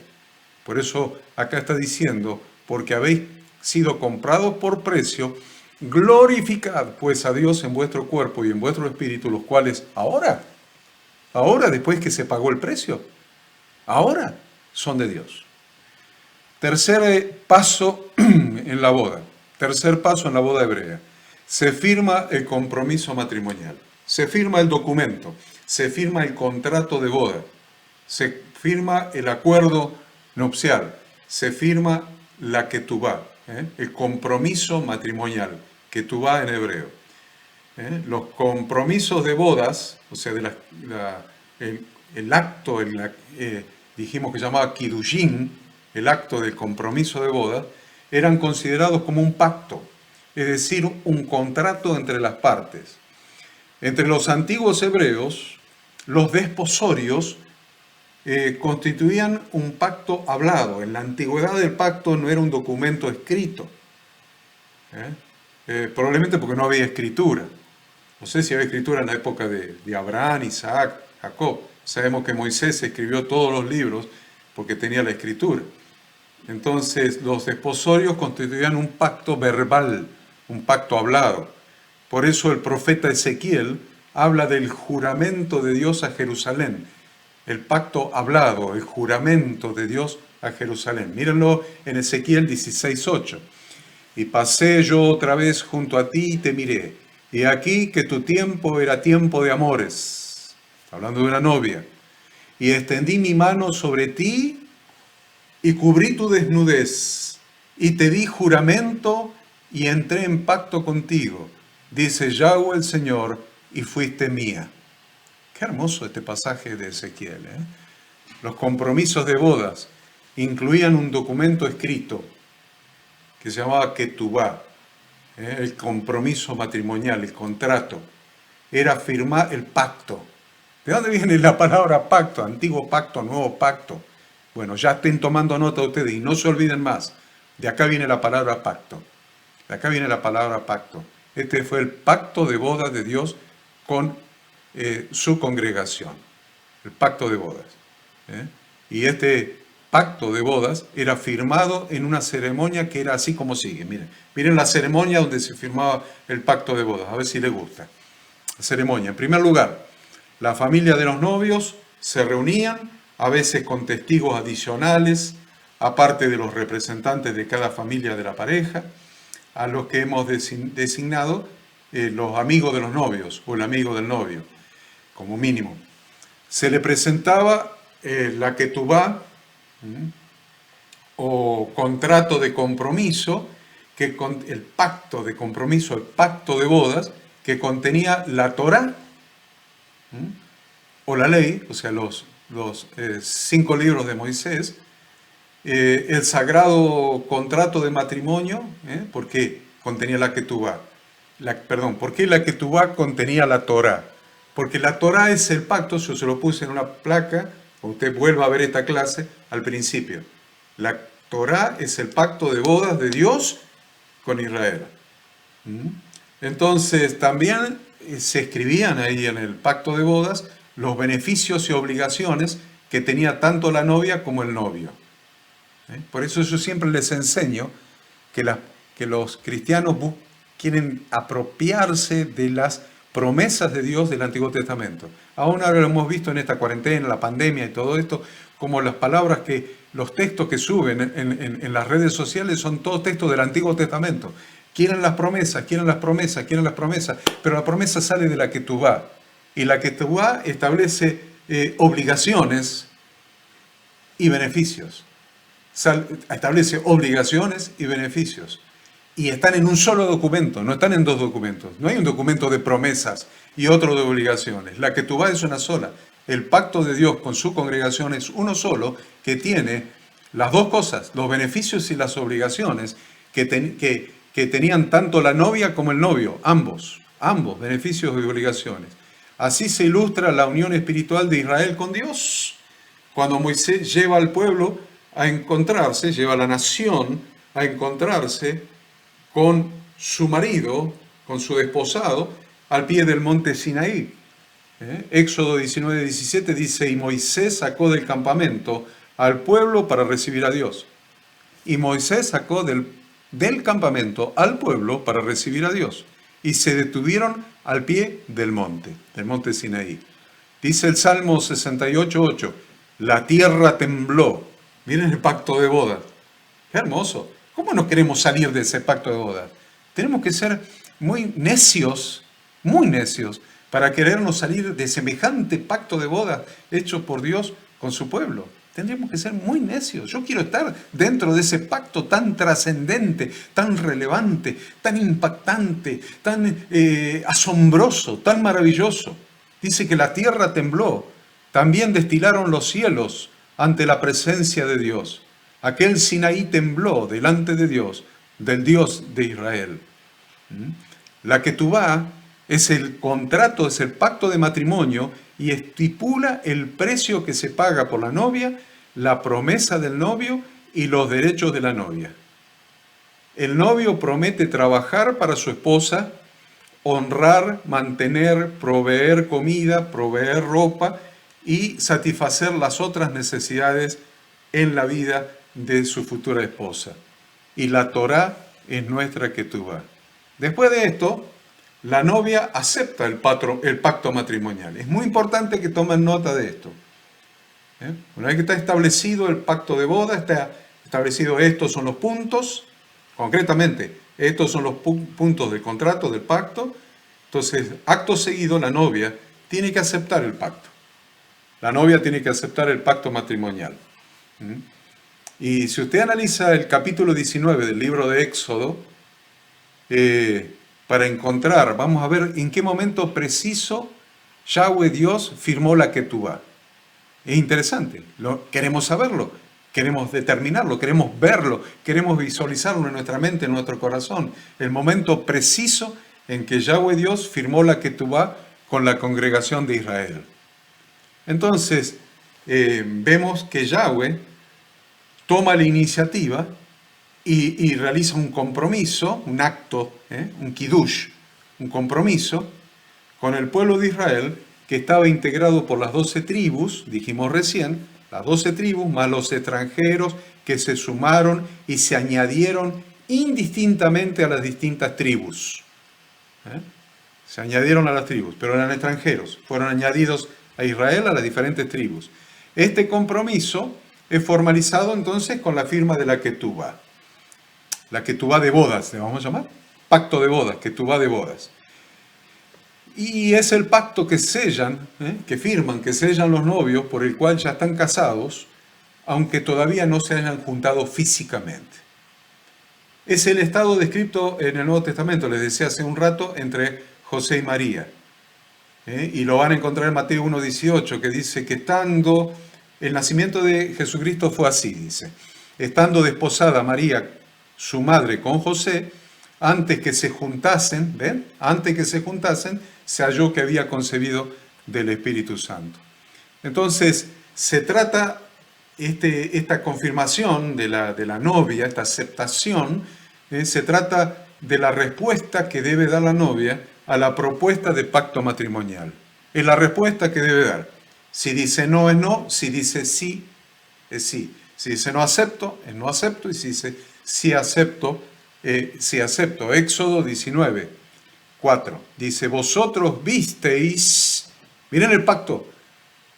Acá Dios está firmando su pacto. A ver, miren. Está firmando, a ver. Le está diciendo, este es el pacto. A ver, este es el pacto. Este es el pacto. Vamos a ver. Éxodo 19:4. ¿Cuál es el pacto? El pacto de bodas. Entonces, Dios escribe en el pacto de bodas, vosotros visteis lo que hice a los egipcios y cómo os tomé sobre alas de águilas y os he traído a mí. Ahora pues, si diereis oído a mi voz y guardareis mi pacto, vosotros seréis mi especial tesoro sobre todos los pueblos, porque mía es toda la tierra, y vosotros me seréis un reino de sacerdotes y gente santa. A mí me encanta decirle tesoro a mi esposo. A mi esposa le digo tesoro. Siempre digo, Ada, vos sos mi tesoro. Vos sos mi tesoro. Y ella me habla y yo digo, tesoro, tesoro. Permanentemente le digo tesoro. ¿De dónde lo saqué? De acá lo saqué. De acá. Del pacto de bodas, la propuesta que Dios le hace a Israel como pacto de bodas. Vosotros me seréis, seréis mi especial tesoro, seréis mi esposa, sobre todos los pueblos. Un reino de sacerdotes y de gente santa. Por pura gracia, Dios humilló a los egipcios y atrajo hacia él al pueblo. Y lo escogió, lo eligió como su esposa, como su novia. Ahora Dios mismo le propone al pueblo un pacto nupcial. Le propone a Israel un pacto nupcial. Ya le digo, a las 12 tribus, más todos los extranjeros que salieron con las 12 tribus de la esclavitud de Egipto. Le dice, si odieres oído a mi voz y guardares mi pacto, vas a tener obligaciones. Interesante. Si dieres oído a mi voz y guardareis mi pacto, vosotros seréis mi especial tesoro sobre todos los pueblos. Les asegura que si aceptan su pacto, ellos serían un reino de sacerdotes y gente santa, es decir, ¿qué quiere decir santo? Apartado para Dios. Y tiene que ver con la boda, tiene que ver con la Ketubá. La Ketubá aparta a la novia para el novio y a partir de ese momento empieza a vivir de una manera diferente. Tiene que ver con el pacto, con la Ketubá. Serán un reino de gente santa, gente apartada para Dios. Es obvio que este compromiso matrimonial debía ser aceptado por la esposa, no hay lugar a dudas. Y así fue que la congregación de Israel lo aceptó. Si usted lee ahí en el versículo 8, y le va a decir, y todo el pueblo respondió a una y dijeron, ¿quiénes respondieron a una y dijeron? Todo el pueblo. Las 12 tribus, más los extranjeros que habían salido de la esclavitud de Egipto, todo el pueblo. Y menos mal que estaban los extranjeros que salieron de la esclavitud de Egipto, porque los que no tenemos ascendencia judía, estábamos incluidos en el pacto de bodas de Yahweh con su pueblo. Menos mal. Entonces, toda la congregación de Israel lo aceptó. Dice, y todo el pueblo respondió a una y dijeron, todo lo que Yahweh ha dicho, haremos. Y Moisés, el amigo del esposo, ahí hay otro amigo del esposo, Moisés, el amigo del esposo. Y Moisés refirió a Yahweh las palabras del pueblo. Era el amigo del esposo que estaba haciendo el pacto de bodas y le dice, bueno, este es el pacto, ¿lo quieren? Todo lo que Yahweh ha dicho, eso haremos. Y entonces el amigo del esposo va al esposo y le dice, mira, Señor, Adonai, mira, la novia dice que sí, la novia dice que sí. Y en el versículo 9, la presencia de Dios vino a firmar el compromiso de boda. ¿Ustedes quieren ver dónde está firmado? En el versículo 9, la presencia de Dios vino a firmar el compromiso de bodas. Dice, entonces Yahweh dijo a Moisés, he aquí, yo vengo a ti en una nube espesa, para que el pueblo oiga mientras yo hablo contigo, y también para que te crean para siempre. Y Moisés refirió las palabras del pueblo a Yahweh. Vino a firmar, bajó Yahweh de su gloria y vino en una nube espesa a firmar el compromiso de bodas con su pueblo. Ahora, antes de realizarse la firma de la Ketubá, durante 2 días ellos se debían santificar. Antes de firmar la Ketubá, durante 2 días, todo el pueblo se debía santificar, se debía limpiar, y de este modo prepararse para el día tercero, el día de la firma del compromiso. ¿Está claro esto? Durante 2 días se tenían que santificar y prepararse para el día tercero, el día de la firma del pacto de bodas. ¿Dónde lo vemos eso? Versículo 10, leímos el 9 recién, vamos a ver el 10. Y Yahweh dijo a Moisés, ve al pueblo y santifícalos hoy para mañana, y laven sus vestidos, y estén preparados para el día tercero, porque al tercer día Yahweh descenderá a ojos de todo el pueblo sobre el monte de Sinaí. Y descendió Moisés del monte al pueblo y santificó al pueblo, y lavaron sus vestidos. Y dijo al pueblo, estad preparados para el tercer día, no toquéis mujer. Esto nos enseña entonces lo que dijo, lo que hicieron ahí. Una vez más, que para cada fiesta, cada cita de Yahweh con nosotros, debe haber una preparación previa. No nos podemos presentar a las citas de Yahweh, a las fiestas de Yahweh de Levítico 23, no nos podemos presentar así nomás. Tiene que haber siempre una preparación previa. Anoten eso. Al tercer día, entonces, después de 2 días de preparación, llegó el tercer día y entonces vinieron truenos y relámpagos, una espesa nube, sonido de shofar, y Dios había descendido en fuego y el monte se estremecía. Es impresionante. ¿Usted quiere salir? ¿Todavía quieren salir del antiguo pacto? ¿Ustedes quieren salir todavía del antiguo pacto? Yo no. Yo no quiero salir de este pacto. Este es el pacto de bodas de Dios con su pueblo. Yo no quiero salir de este pacto. Si bien soy de los gentiles que fueron librados de la esclavitud y añadidos al pueblo de Israel, lo mismo, ese pacto fue también conmigo y yo de ese pacto no me quiero salir. Miren cómo lo relata la Escritura en el versículo 16. Aconteció que al tercer día, cuando vino la mañana, vinieron truenos y relámpagos, y espesa nube sobre el monte, y sonidos de bocina muy fuerte, y se estremeció todo el pueblo que estaba en el campamento, y Moisés sacó del campamento al pueblo para recibir a Dios. ¡Qué hermoso! Y Moisés sacó del campamento al pueblo para recibir a Dios, y se detuvieron al pie del monte. Todo el monte Sinaí humeaba, porque Yahweh había descendido sobre él en fuego. y el humo subía como el humo de un horno, y todo el monte se estremecía en gran manera. El sonido de la bocina iba en aumento en extremo, y Moisés hablaba, y Dios le respondía con voz tronante. ¿Saben qué día fue ese? Fue el primer Pentecostés de la historia de la humanidad. Fue el primer Pentecostés, el primer día de Pentecostés de la historia del pueblo de Israel. Ese día fue. Inmediatamente Dios da la Torá. Inmediatamente, en ese momento, Dios da la Torá, que es la Escritura, son las Sagradas Escrituras, el pacto de bodas o contrato matrimonial. ¿Por dónde comienza ese pacto de bodas? Con los 10 mandamientos. Ahí empieza el pacto de bodas, los 10 mandamientos. Y sigue con el resto de las instrucciones de Yahweh. Levítico capítulo 20, 21, 22 y 23. Vamos otra vez, usted lo va a tener que leer para saber cuál es el pacto de bodas que Yahweh Dios ha firmado con nosotros. Estamos incluidos a través de Yahshua, estamos incluidos a través de Jesucristo, su imagen visible. Entonces, en ese momento Dios da el pacto de bodas, el contrato matrimonial de él con su quejilá, con su congregación, con su cajal, comenzando por los 10 mandamientos y siguiendo con el resto de las instrucciones contenidas en Levítico capítulos 20, 21, 22 y 23.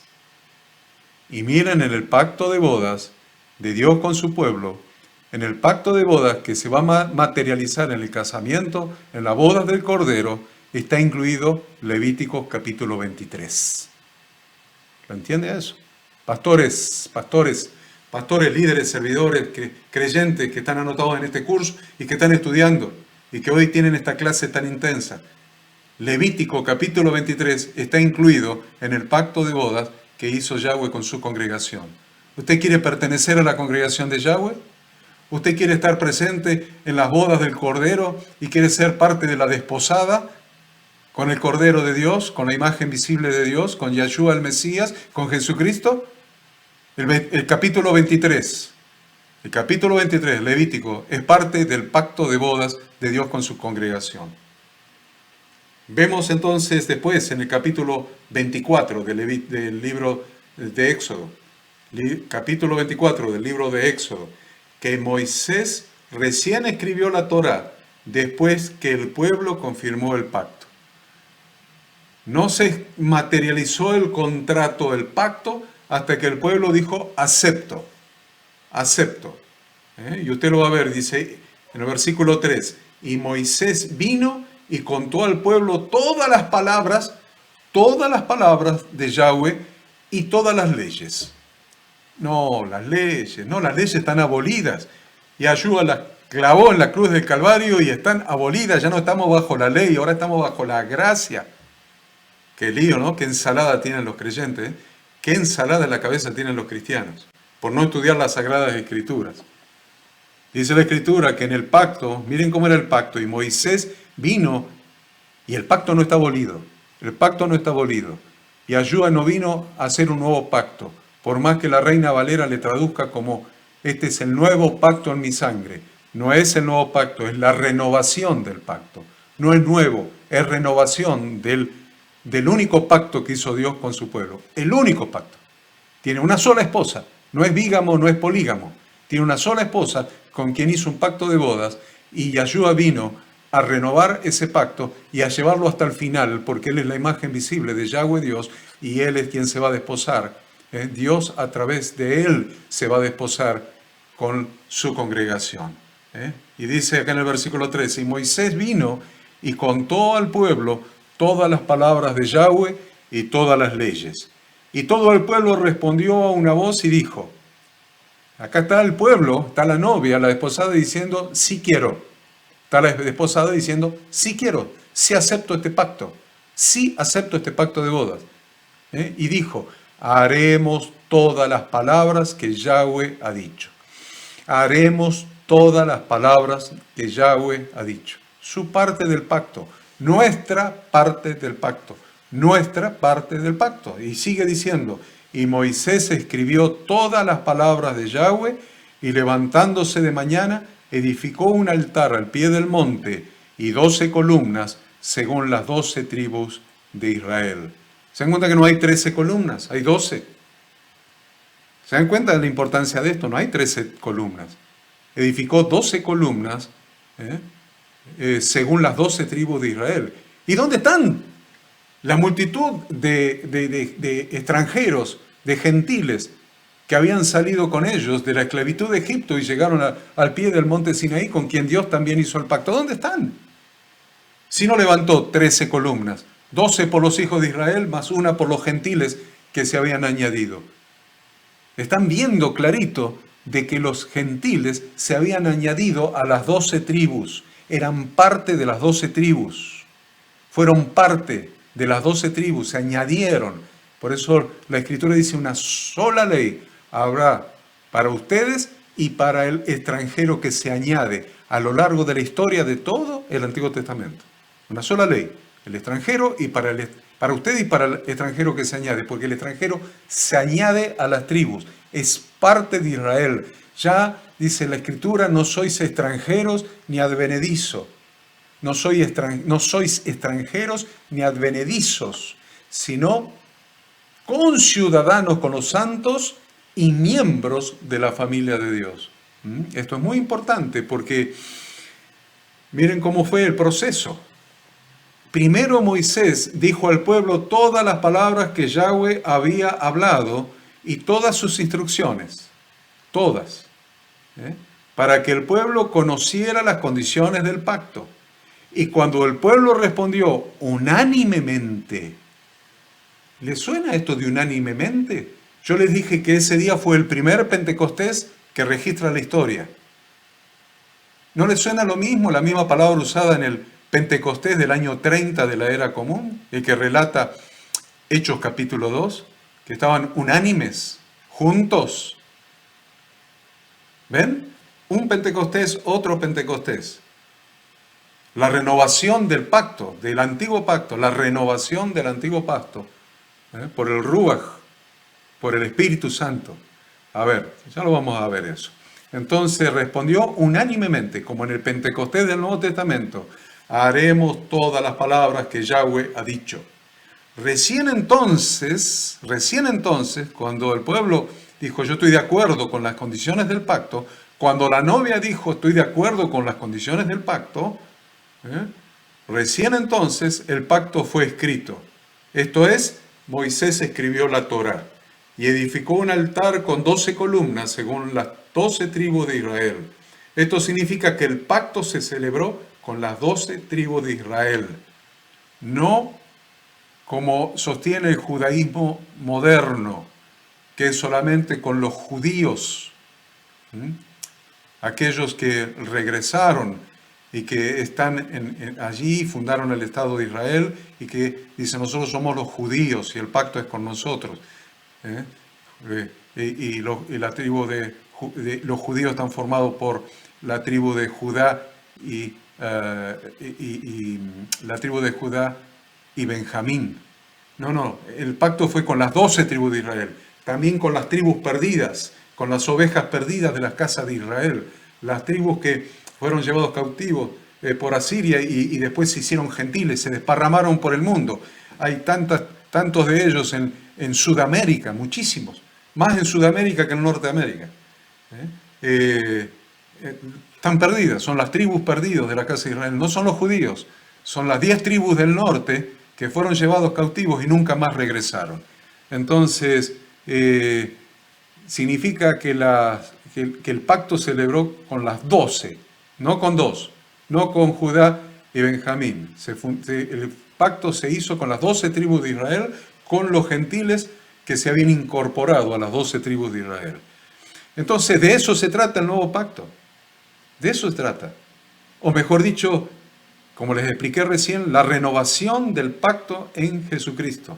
La renovación del pacto en Jesucristo. Dice Romanos 10, empezando por el versículo 8, la segunda parte, dice, esta es la palabra de fe que predicamos, que si confesares con tu boca que Jesús es el Señor y creyeres en tu corazón que Dios le levantó de los muertos, serás salvo. Porque con el corazón se cree para justicia, pero con la boca se confiesa para salvación. Hay que confirmar el pacto. Con la boca se confiesa para salvación. Necesitamos confirmar, estoy de acuerdo con el pacto, Señor. Yo quiero entrar en tu reino. Yo quiero aceptar el Evangelio de Yeshua, de Jesucristo. Quiero aceptar el Evangelio. Arrepentíos y creed en el Evangelio. Arrepentíos, hagan teyubá y vivan en emuná. Yo quiero vivir con emuná, con fe, con lealtad, con fidelidad a quien dio su vida por nosotros. Yo, Señor, me comprometo a hacer mi parte del pacto. Es muy importante esto.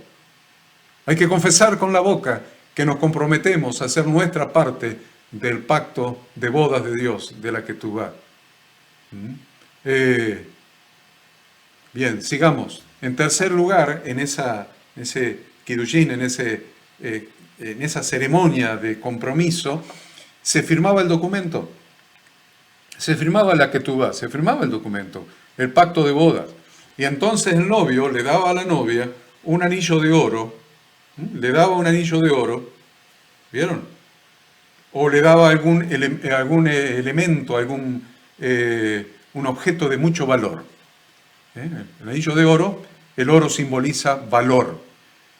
Entonces, con ese anillo de oro que le estaba dando, él le estaba diciendo, ¿ves en este anillo? ¿Ves en este anillo que tú estás reservada para mí? ¿Ves en este anillo que tú estás reservada para mí? Conforme a la ley de Moisés y a la ley de Israel. Para la iglesia, este anillo de compromiso es tipo del Espíritu Santo que ha venido a morar en nosotros, que el novio Yeshua había prometido. Él lo había prometido. Qué hermoso. Y el día del Pentecostés del año 30 de la era común, Él, Yeshua, nos puso el anillo de bodas con la llenura, la plenitud del Espíritu Santo, derramándose y habitando en cada uno de los corazones de los suyos, de los que somos parte de su pueblo. Por eso después se añadieron 3.000 judíos. Por eso después se añadieron 5.000 judíos, más las mujeres y los niños. Para la iglesia, este anillo de compromiso es el tipo del Espíritu Santo que el novio Yeshua había prometido.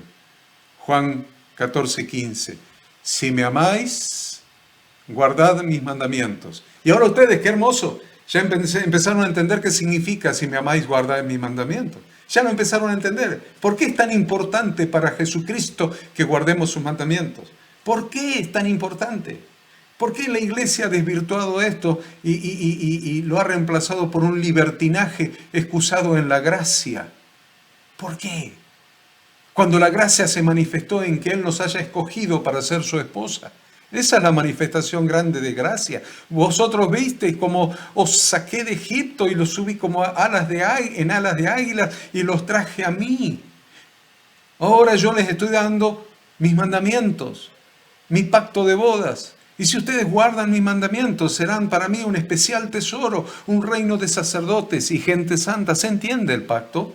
Por eso es tan importante permanentemente. Yeshua decía, esto es que haga la voluntad de mi Padre que está en los cielos. Porque al resto no lo conozco, pues son hacedores de maldad.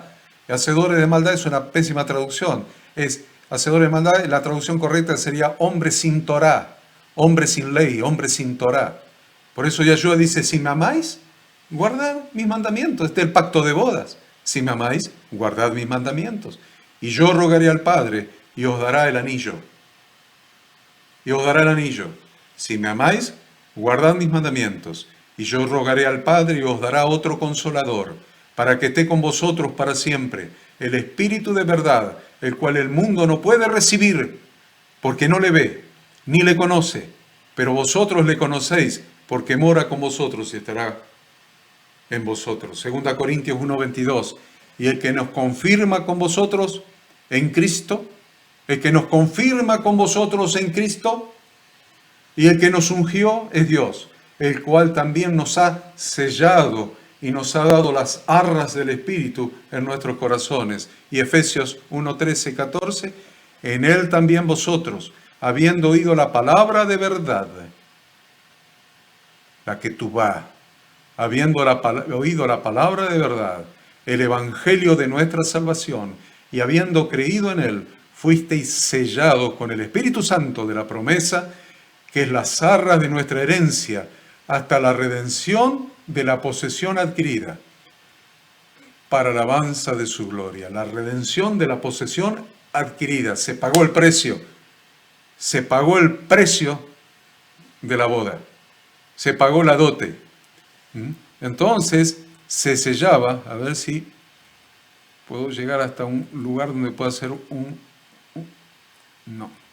Bueno, se pagó el precio de la boda.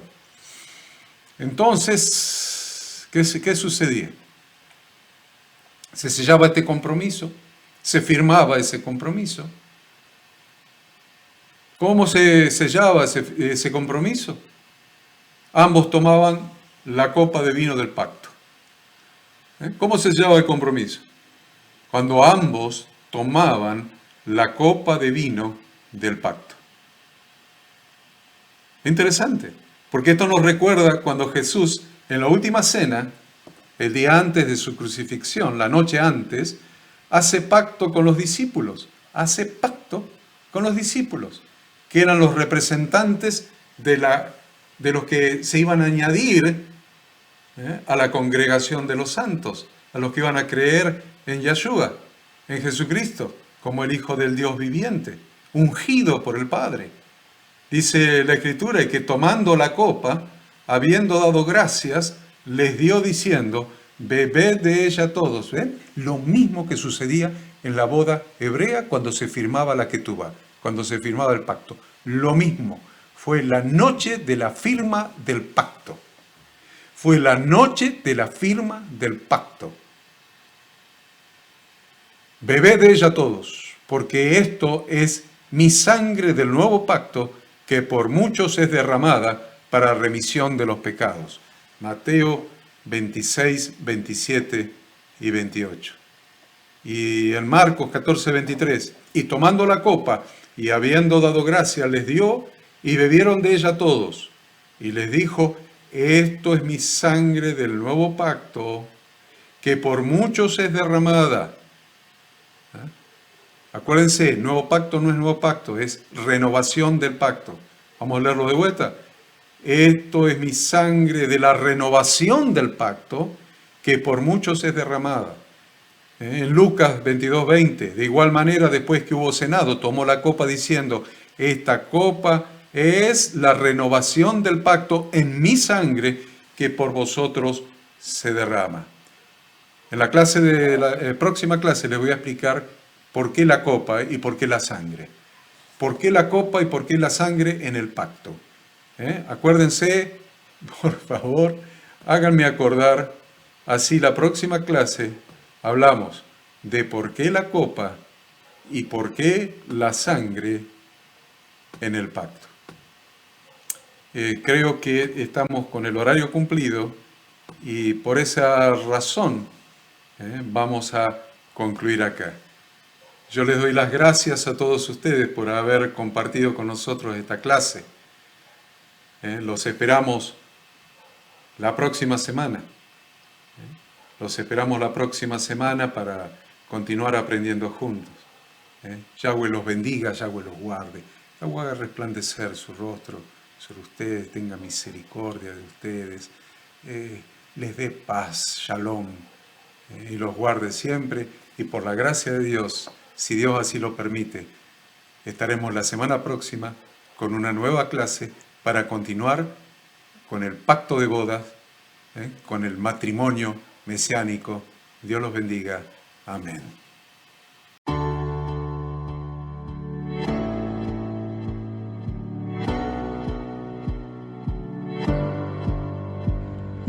Queremos que tú también conozcas esta herramienta que durante los últimos 18 años ha sido útil para las iglesias de todo el mundo de habla hispana, capacitando cientos de siervos de Dios. Las formas de aprender están cambiando y Ministerio Bíblico Internacional, a través de su Facultad Bíblica, brinda programas de formación ministerial bíblica, teológica y práctica para la multiplicación y edificación de la Iglesia 100% online. Respondiendo a las necesidades de hoy, para aquellos que no cuentan con la posibilidad de asistir a clases presenciales, donde quiera que estés, en todo lugar, recibirás el material de estudio y verás las clases en vivo y on demand, accediendo a través de tu celular, PC, tablet o Smart TV.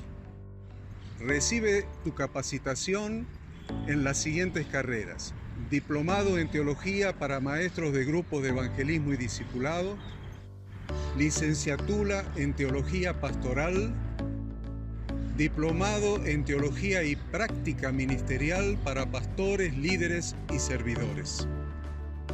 Súmate a los pastores que han organizado un grupo de estudio tutorial a distancia en la congregación con estudiantes locales y de las otras iglesias de la zona.